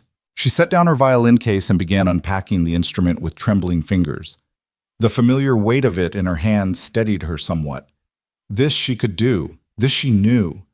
Daniel appeared at the edge of the platform, Abigail's hand clasped firmly in his. The child looked miserable in her fancy new dress, her hair elaborately curled in a style that didn't suit her. When she saw Eleanor, her face lit up like the sun breaking through clouds. "Mrs. Eleanor?" She tried to pull away from her father, but Daniel held tight. "Abigail, remember what we discussed," he said quietly. "Mrs. Price is here as a musician. You can say hello, but then you need to let her prepare." Abigail's lower lip trembled, but she nodded. "Hello, Mrs. Eleanor. I missed you. I missed you so much." Eleanor's heart cracked. She whispered, "Missed you, too, sweetheart." Abigail's eyes went wide. "You're talking! Papa, she's talking!" Daniel's expression flickered with something complicated. Surprise, perhaps, or regret. That's good, Abigail. I'm glad." He looked at Eleanor, and for a moment something passed between them, an acknowledgement of what might have been, of roads not taken, of the strange and winding path that had brought them all to this moment. "Thank you for doing this, Mrs. Price. It's generous of you." Eleanor managed a nod. She wanted to tell him she hoped he'd be happy, that Virginia seemed like a good match for him, that Abigail would adjust in time, but the words tangled in her throat, and all she could do was watch as he led his daughter away to join Virginia on the other side of the room. Jacob touched her arm gently. "You don't have to do this," he said again. "We can leave right now, go back to Martha's, pack our things, and be gone before anyone notices." Eleanor shook her head. She'd come this far. She'd stand on this platform and play her heart out and show this town. Show Daniel and Virginia and everyone who'd ever dismissed her as broken or less than that silence didn't mean she had nothing to say. The Reverend called for attention, welcoming everyone to the celebration and saying a few words about Daniel and Virginia's upcoming union. Eleanor only half listened, her focus on the violin in her hands, on steadying her breathing, on finding the calm center she needed to perform. Then Virginia was speaking, her voice carrying easily across the hall. "Before we begin the dancing, I'd like everyone to hear something truly special. Mrs. Eleanor Price has graciously agreed to play for us tonight. Many of you may not know that Mrs. Price is an extraordinarily talented musician. I believe her gift deserves to be recognized and celebrated. Mrs. Price?" All eyes turned to Eleanor. The weight of their attention pressed down on her. Curiosity, pity, judgment, interest, all of it mixed together in a suffocating wave. For a moment, her hands froze on the violin. She couldn't do this. Couldn't stand here exposed and vulnerable while everyone watched and waited for her to either succeed or fail. Then Jacob caught her eye from where he stood at the back of the room. He nodded once. "You can do this," that nod said. "I believe in you." And Eleanor felt something shift inside her chest. She raised the violin to her shoulder, positioned the bow, closed her eyes, and began to play. The piece she'd chosen was one she'd learned as a girl, a waltz by Strauss, bright and lilting and full of joy. Her fingers found the notes with growing confidence, muscle memory taking over where fear tried to paralyze her. The music poured out of her, filling the hall with sound and light and beauty. And for those few minutes, Eleanor forgot about everything except the conversation between bow and strings, the way the melody rose and fell like breathing. She could feel the audience listening, could sense the shift in the room from polite attention to genuine engagement. This was what her voice had always been meant for, not small talk or social pleasantries or the thousand mundane exchanges that made up daily life, but this, pure expression, raw emotion given shape and sound. When the final note faded, there was a moment of profound silence. Then applause erupted, genuine and enthusiastic, and Eleanor opened her eyes to find people smiling at her with something that looked like respect. Virginia led the applause, her expression gracious. Daniel looked stunned, as if seeing Eleanor clearly for the first time, and Abigail was bouncing on her toes, her face radiant with pride. "Beautiful," and someone called out, "Play another." Eleanor's lips curved in a small smile. She nodded and launched into a reel, something faster, more playful. And soon people were moving onto the dance floor, couples pairing up and spinning to the lively rhythm. Jacob appeared beside the platform and extended his hand to a young woman Eleanor recognized from the general store, leading her into the dance with easy grace. He was being careful, Eleanor realized, not to give the gossips any more ammunition by claiming her too publicly. She played through 3 more dances, her confidence growing with each piece. Between songs, people approached to thank her, to compliment her playing, to ask if she'd consider teaching their daughters. Martha Fletcher beamed from her seat near the refreshment table, nodding encouragingly. During a break, while someone else took over the music, a fiddler who played with more enthusiasm than skill, Eleanor slipped outside for air. The cold hit her like a slap, but she welcomed it after the close heat of the crowded hall. She stood on the porch, breathing clouds into the night, and tried to process the evening's strange success. The door opened behind her, and she turned expecting Jacob, but it was Daniel. "That was remarkable," he said quietly, staying a respectful distance away. "I knew you could play, but I didn't understand how gifted you really are." Eleanor wrapped her arms around herself against the cold and waited for him to continue. "I owe you an apology," Daniel said, his voice rough. "Several apologies, actually. I brought you here under false pretenses. I told myself I was looking for a wife, but what I really wanted was someone to fill the empty spaces Sarah left behind without requiring anything from me. That wasn't fair to you." Eleanor shook her head. She whispered, "I came with false pretenses, too. Never meant to be real wife." Daniel's eyebrows rose. "Because of whatever happened to you? Whatever stole your voice?" Eleanor nodded. "May I ask what it was?" She hesitated, then forced the words out, each one an effort but coming easier than before. "My fiancé betrayed me with my sister. Found them together. Tried to scream, but nothing came out. Voice just stopped." Daniel was quiet for a long moment. Then he said, "I'm sorry. That's a terrible thing to survive." He cleared his throat. "For what it's worth, I think Jacob's a good man. Better than me in many ways. He sees people, really sees them. I just see what I need them to be." "You're not a bad man," Eleanor managed. "Just hurt. Maybe." Daniel looked back toward the door where light and music spilled out. "Virginia's not Sarah, I know that. But she makes me feel less alone, and right now that's what I need. Abigail will adjust. And you're going to Denver, going to teach at that academy, going to build a real life for yourself." Eleanor wanted to tell him that she wasn't going to Denver, that she and Jacob were planning to leave together, to start fresh somewhere new. But that wasn't Daniel's business anymore, and something told her he didn't really want to know. "I hope you find what you're looking for," Daniel said. "Happiness, peace, your voice, fully." He held out his hand. "No hard feelings?" Eleanor took his hand and shook it. "No hard feelings?" Daniel nodded, squeezed her hand once, and went back inside. Eleanor stood alone on the porch for another moment, watching her breath make clouds in the moonlight, and felt something heavy lift from her shoulders. Closure, maybe. or just the knowledge that she'd handled an impossible situation with as much grace as she could muster. The door opened again. This time it was Jacob, and the sight of him made her heart leap. "There you are," he said, crossing to her side. "People are asking for you. They want more music." Eleanor smiled. "Let them wait. Need moment." Jacob pulled off his coat and draped it around her shoulders, then stood beside her in comfortable silence. After a moment, he said, "You were magnificent in there. I've never been more proud of anyone in my life." Eleanor leaned against him, soaking in his warmth. She whispered, "Scared." "I know, but you did it anyway. That's what courage is."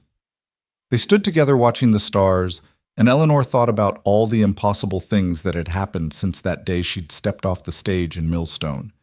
She'd lost her position at the ranch, but she'd found her voice, or at least the beginning of it. She'd lost Daniel's protection, but she'd found Jacob's love. She'd lost the security of a predetermined future, but she'd gained the terrifying freedom to choose her own path. "Jacob," she said, the name coming easier than most words, "when do we leave?" "Stage to Denver runs day after tomorrow," Jacob said. "But we're not taking that stage. I talked to a freight hauler heading to California. He's leaving end of the week, said he'd give us passage if I help with the driving. We'd go through Nevada, end up in Sacramento. I hear there's good ranch land in the valleys north of there, and plenty of work for anyone willing to put in the effort." California. Eleanor had never imagined going so far, starting so completely over. The thought was terrifying and exhilarating in equal measure. "You sure?" she whispered. "About me? About this?" Jacob turned to face her fully, taking both her hands in his. "Eleanor, I have never been more sure of anything in my life. You're the bravest, strongest, most remarkable woman I've ever met, and I want to spend the rest of my life proving to you that you made the right choice trusting me." Eleanor felt tears prick her eyes. She pulled one hand free and touched his face, tracing the line of his jaw, the curve of his cheekbone, memorizing him. Then she rose on her toes and kissed him, soft and sweet and full of promise. When they broke apart, Jacob was smiling. "Is that a yes?" Eleanor nodded. "Yes," she whispered. "Yes, to everything." They went back inside, and Eleanor played for another hour, her fingers flying over the strings, her heart soaring with each note. She played waltzes and reels and ballads, and the people of Millstone danced and laughed and celebrated, and for that brief window of time, Eleanor felt like she belonged somewhere, was part of something. During the last dance of the evening, a slow, romantic piece she played from memory, she watched Daniel lead Virginia onto the floor. They moved together with surprising grace, and Virginia's face was turned up to Daniel's with genuine affection. Maybe they would be happy. Maybe Virginia's light and confidence would fill the spaces Sarah had left, and Daniel would learn to move forward instead of backward. And Abigail, standing at the edge of the dance floor with Martha Fletcher, caught Eleanor's eye and waved shyly. Eleanor smiled and nodded back, and the child's face brightened. They'd said their real goodbye weeks ago, but this felt like closure, a gentle acknowledgement that they'd both survived this parting, that the love between them was real even if the circumstances were impossible. When the evening finally ended and people began filing out into the cold night, several women approached Eleanor with requests for music lessons. She politely declined, explaining through halting words and gestures that she'd be leaving Millstone soon. They looked disappointed but wished her well, and Eleanor felt a strange, bittersweet gratitude for their kindness. Martha linked arms with Eleanor as they walked back to the parsonage through the snow. "You were wonderful tonight, dear. Absolutely wonderful. Are you sure about leaving? I think you could build quite a nice life here, teaching and performing. The town has clearly taken to you." Eleanor squeezed Martha's arm affectionately. "Thank you for everything, but need to go forward, not stay still." "With Mr. Ward?" Eleanor's step faltered. She looked at Martha in surprise. The older woman smiled gently. "I'm not blind, dear, and I'm not a gossip either. I've seen the way you two look at each other when you think no one's watching.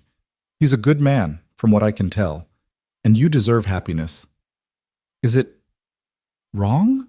Eleanor whispered. "Daniel, brought me here to be his. Daniel let you go, Martha interrupted firmly. Whatever arrangement you had, it's ended. You're a free woman, Eleanor, free to choose your own path, your own happiness. Don't let guilt keep you from living. They reached the parsonage, and Martha pulled Eleanor into a warm embrace. You write to me when you get settled, wherever you end up. I want to know how the story ends. Eleanor hugged her back, grateful beyond words for this woman's kindness. She whispered, I will, promise. The next 3 days passed in a blur of preparation. Eleanor packed her few belongings, said goodbye to the handful of people in Millstone who'd shown her kindness, and tried not to think too hard about what she was doing. She was leaving everything familiar, again, to chase an uncertain future with a man she'd known for barely 4 months. It was reckless and impractical and possibly insane, but it also felt right in a way nothing else had in years. Jacob came for her before dawn on the day of their departure. The freight wagon was loaded and ready, the driver, a taciturn man named Rawlings, already in his seat. Jacob helped Eleanor climb up onto the bench beside Rawlings, then swung himself up on the other side. All set? Rawlings asked, not waiting for an answer before snapping the reins. The horses lurched forward, and the wagon began to roll. Eleanor looked back at Millstone one last time, the small collection of buildings barely visible in the pre-dawn darkness, the mountains rising behind them like silent guardians. Somewhere in those mountains was the Hale Ranch, and Abigail sleeping in her warm bed, and the life Eleanor had almost lived. Then Jacob's hand found hers, warm and steady, and Eleanor turned to face forward, toward the unknown, toward California, toward whatever came next. The journey west was long and hard. They traveled through snow and mud, across endless plains and over mountain passes that made Eleanor's breath catch with their terrible beauty. Rawlings proved to be a decent traveling companion, quiet but fair, with a dry sense of humor that occasionally broke through his gruff exterior. He asked no questions about Eleanor's silence or her relationship with Jacob, simply accepted their presence and expected them to pull their weight. Jacob drove the wagon when Rawlings needed rest, and Eleanor helped with camp chores, cooking over open fires and mending harnesses and doing whatever needed doing. At night, they'd curl up together under blankets in the back of the wagon, and Jacob would hold her while she shook from cold or fear or sheer exhaustion.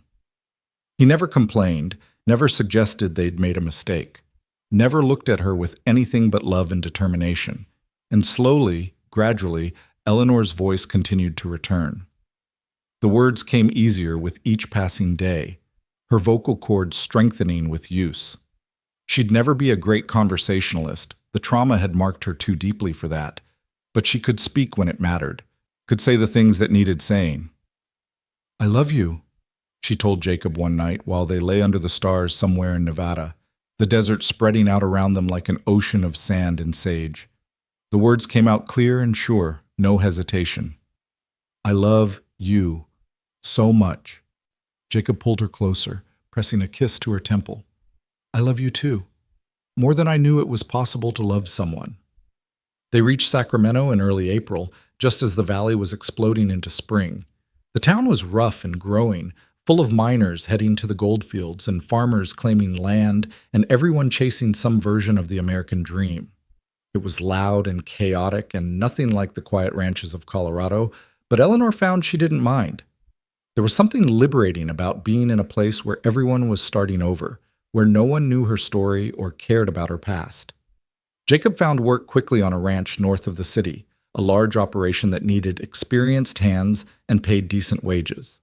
The owner's wife, hearing that Eleanor was a musician, immediately requested that she teach their 3 daughters. Other families followed, and within a month, Eleanor had more students than she could handle. They rented a small house on the edge of town. Nothing fancy, just 2 rooms and a kitchen, but it was theirs. Jacob built them a table and chairs from scrap wood, and Eleanor sewed curtains from cheap fabric, and together they created something that felt like home. On a warm May evening, they stood together on the porch of their little house and watched the sun set over the mountains. Jacob's arm was around Eleanor's waist, and her head rested on his shoulder, and everything felt right in a way it never had before. Marry me, Jacob said suddenly. Properly, with a minister and witnesses and rings. Eleanor pulled back to look at him, her heart racing. You sure? I've never been more sure of anything. Jacob took her hands. I know we're already living as husband and wife. I know we've already committed to each other in every way that matters. But I want to stand up in front of God and everyone and claim you as mine. I want you to have my name. I want the world to know that you're the most important person in my life. Eleanor felt tears spill down her cheeks. Yes, she whispered. Then stronger. Yes, yes. Jacob Ward, I will marry you. They were wed a week later in a small church with whitewashed walls and wildflowers in mason jars. Rawlings stood as Jacob's witness, and the wife of the ranch owner stood as Eleanor's. The ceremony was simple. No fancy dress, no elaborate celebration, just two people promising to love and honor each other for as long as they both lived. When the minister said, "You may kiss your bride," Jacob cupped Eleanor's face in his hands and kissed her with a tenderness that made her heart ache. And when they pulled apart, Eleanor found herself smiling, really, truly smiling, for the first time in longer than she could remember. The reception was held at their little house, with neighbors bringing food and music and laughter. Someone produced a fiddle and called for dancing, and Jacob spun Eleanor around their tiny front room while everyone clapped and cheered. She was breathless and dizzy and completely, impossibly happy. Late in the evening, after most of the guests had gone home, Eleanor picked up her violin and began to play. She played Beautiful Dreamer, the song she'd played that night at the Hale Ranch, the night she'd first realized her music could speak when her voice couldn't. But this time the melody felt different, less melancholy, more hopeful, a promise instead of a lament. Jacob watched her from across the room, his eyes bright with love and pride, and Eleanor played for him, for this good, kind man who'd seen past her brokenness to the whole person underneath, who'd taught her that silence could be strength, that love could heal, that new beginnings were always possible if you were brave enough to reach for them.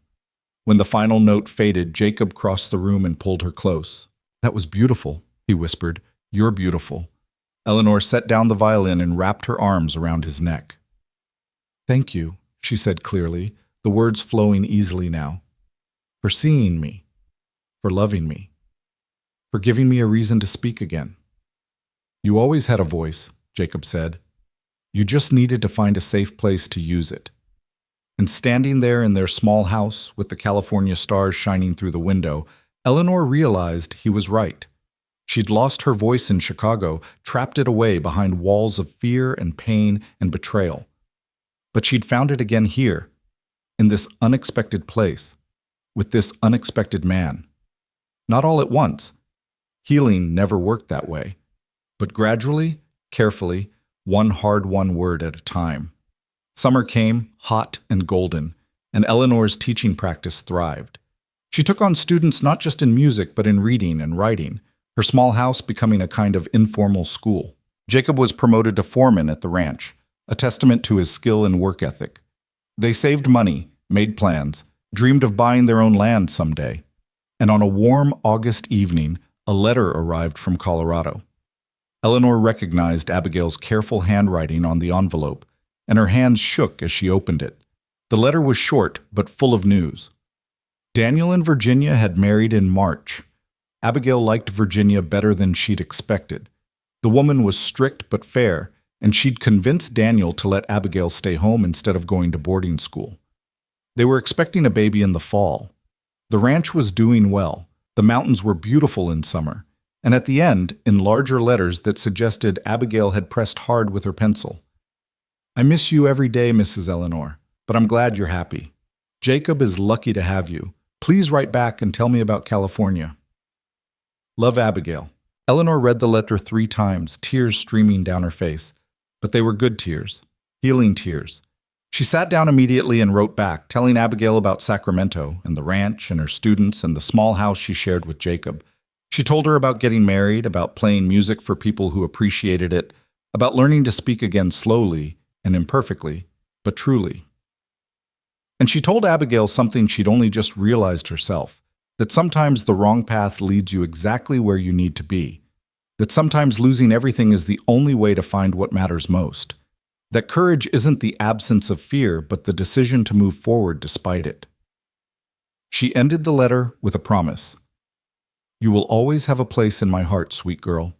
And if you ever need me, I'll be here. Your friend forever, Eleanor Ward. Eleanor Ward. The name still felt new, unfamiliar, like a coat she was trying on for the first time.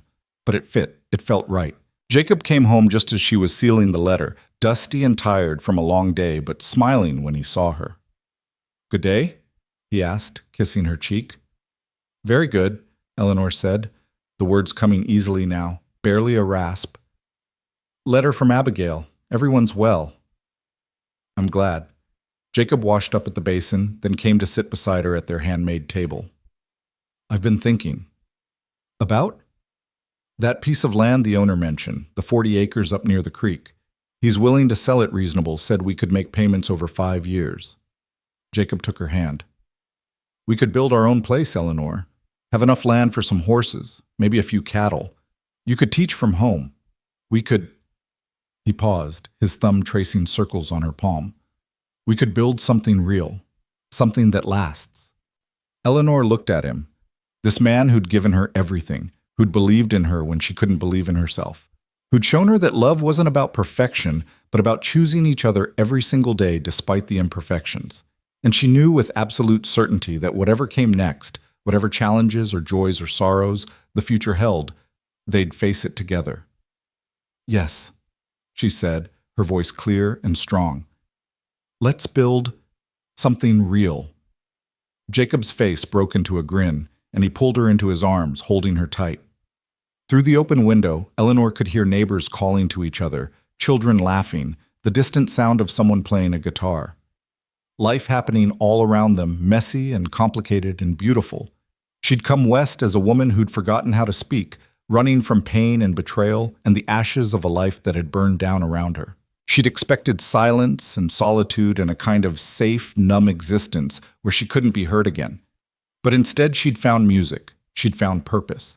She'd found a child who'd loved her unreservedly and a man who'd taught her that her voice, whether spoken or played or simply expressed through the way she lived her life, mattered, that she mattered.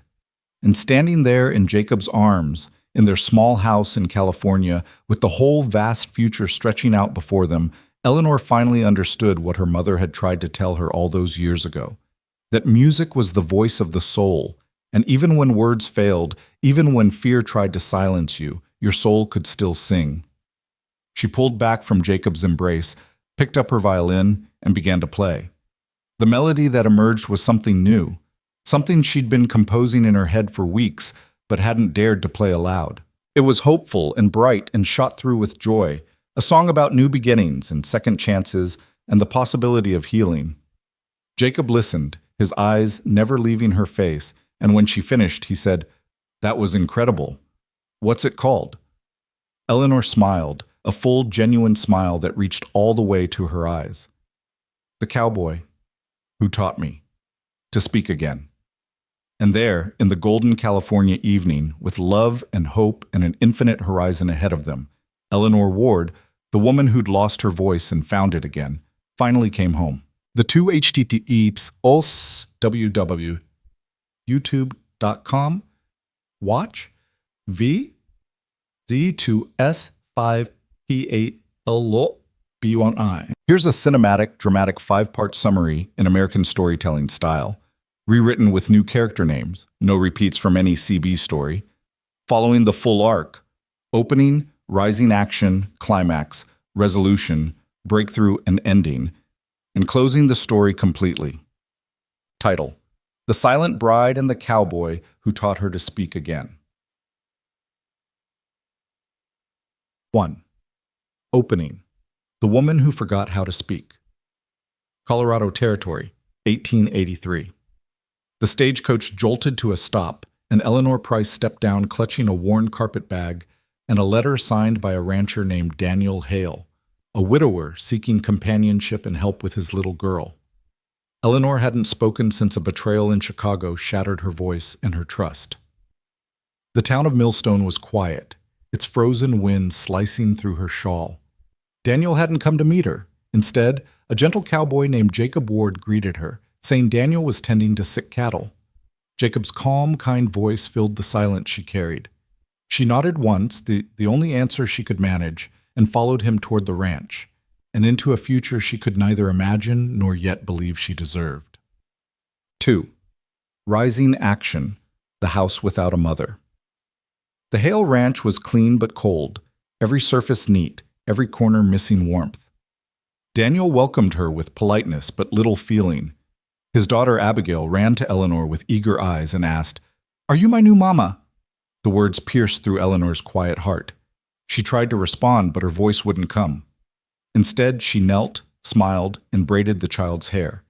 Each day she worked harder, cooking, mending, and earning trust through small acts instead of speech. But it was Jacob who noticed the pain in her eyes, who treated her silence as strength instead of shame. When he invited her to ride to the ridge, to see the valley spread gold beneath the mountains, she found, for the first time in months, that silence could feel like peace instead of punishment. 3. Climax, the blizzard and the barn. When winter struck, a fierce blizzard howled through Millstone. Daniel rode off to help a neighbor save trapped cattle, leaving Eleanor, Abigail, and Jacob to weather the storm alone. The wind screamed against the house, snow piling high against the windows. Jacob worked to keep the fire burning, his presence steady, protective. But when the barn roof began to buckle under the weight of snow, he tied himself to the porch and went out. Eleanor gripped the rope with frozen hands, praying soundlessly until he returned, soaked, shivering, but alive. When he stepped through the door, she ran to him, clutching his coat with trembling fingers. "I'm all right," he whispered. She looked up at him, heart pounding, and for the first time in months, she felt warmth strong enough to melt fear itself. 4. Resolution, the music of her heart. Days later, the storm broke. Daniel returned, with a sophisticated widow named Virginia Cole beside him. Her polished laughter filled the house, and Eleanor felt herself fade again, unseen, unheard. But Jacob brought her a gift, his grandfather's old violin. "For you," he said softly. "Music's another way to speak." That evening, she played Beautiful Dreamer. The melody rose through the house, gentle, trembling, alive. When the final note faded, tears streaked Abigail's cheeks. "It sounds like Mama," the girl whispered. Daniel stood motionless, stunned. Even Virginia had no words.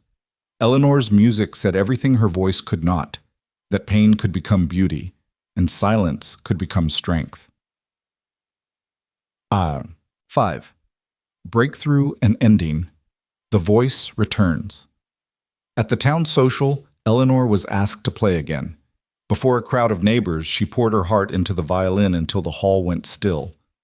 When the last chord lingered in the air, she finally spoke, soft but sure. "Thank you." Her first word in months. Later that night, outside beneath the lanterns, Jacob took her hands. "You don't owe me anything," he said, "but I love you." She looked up through tears. "I love you too." The words were barely a whisper, yet they carried through the mountain wind like a hymn. Spring came. Daniel found new love with Virginia, and Abigail gained not one mother but 2 hearts who cared for her. As for Eleanor and Jacob, they built their own cabin by the ridge, where laughter and music replaced silence forever.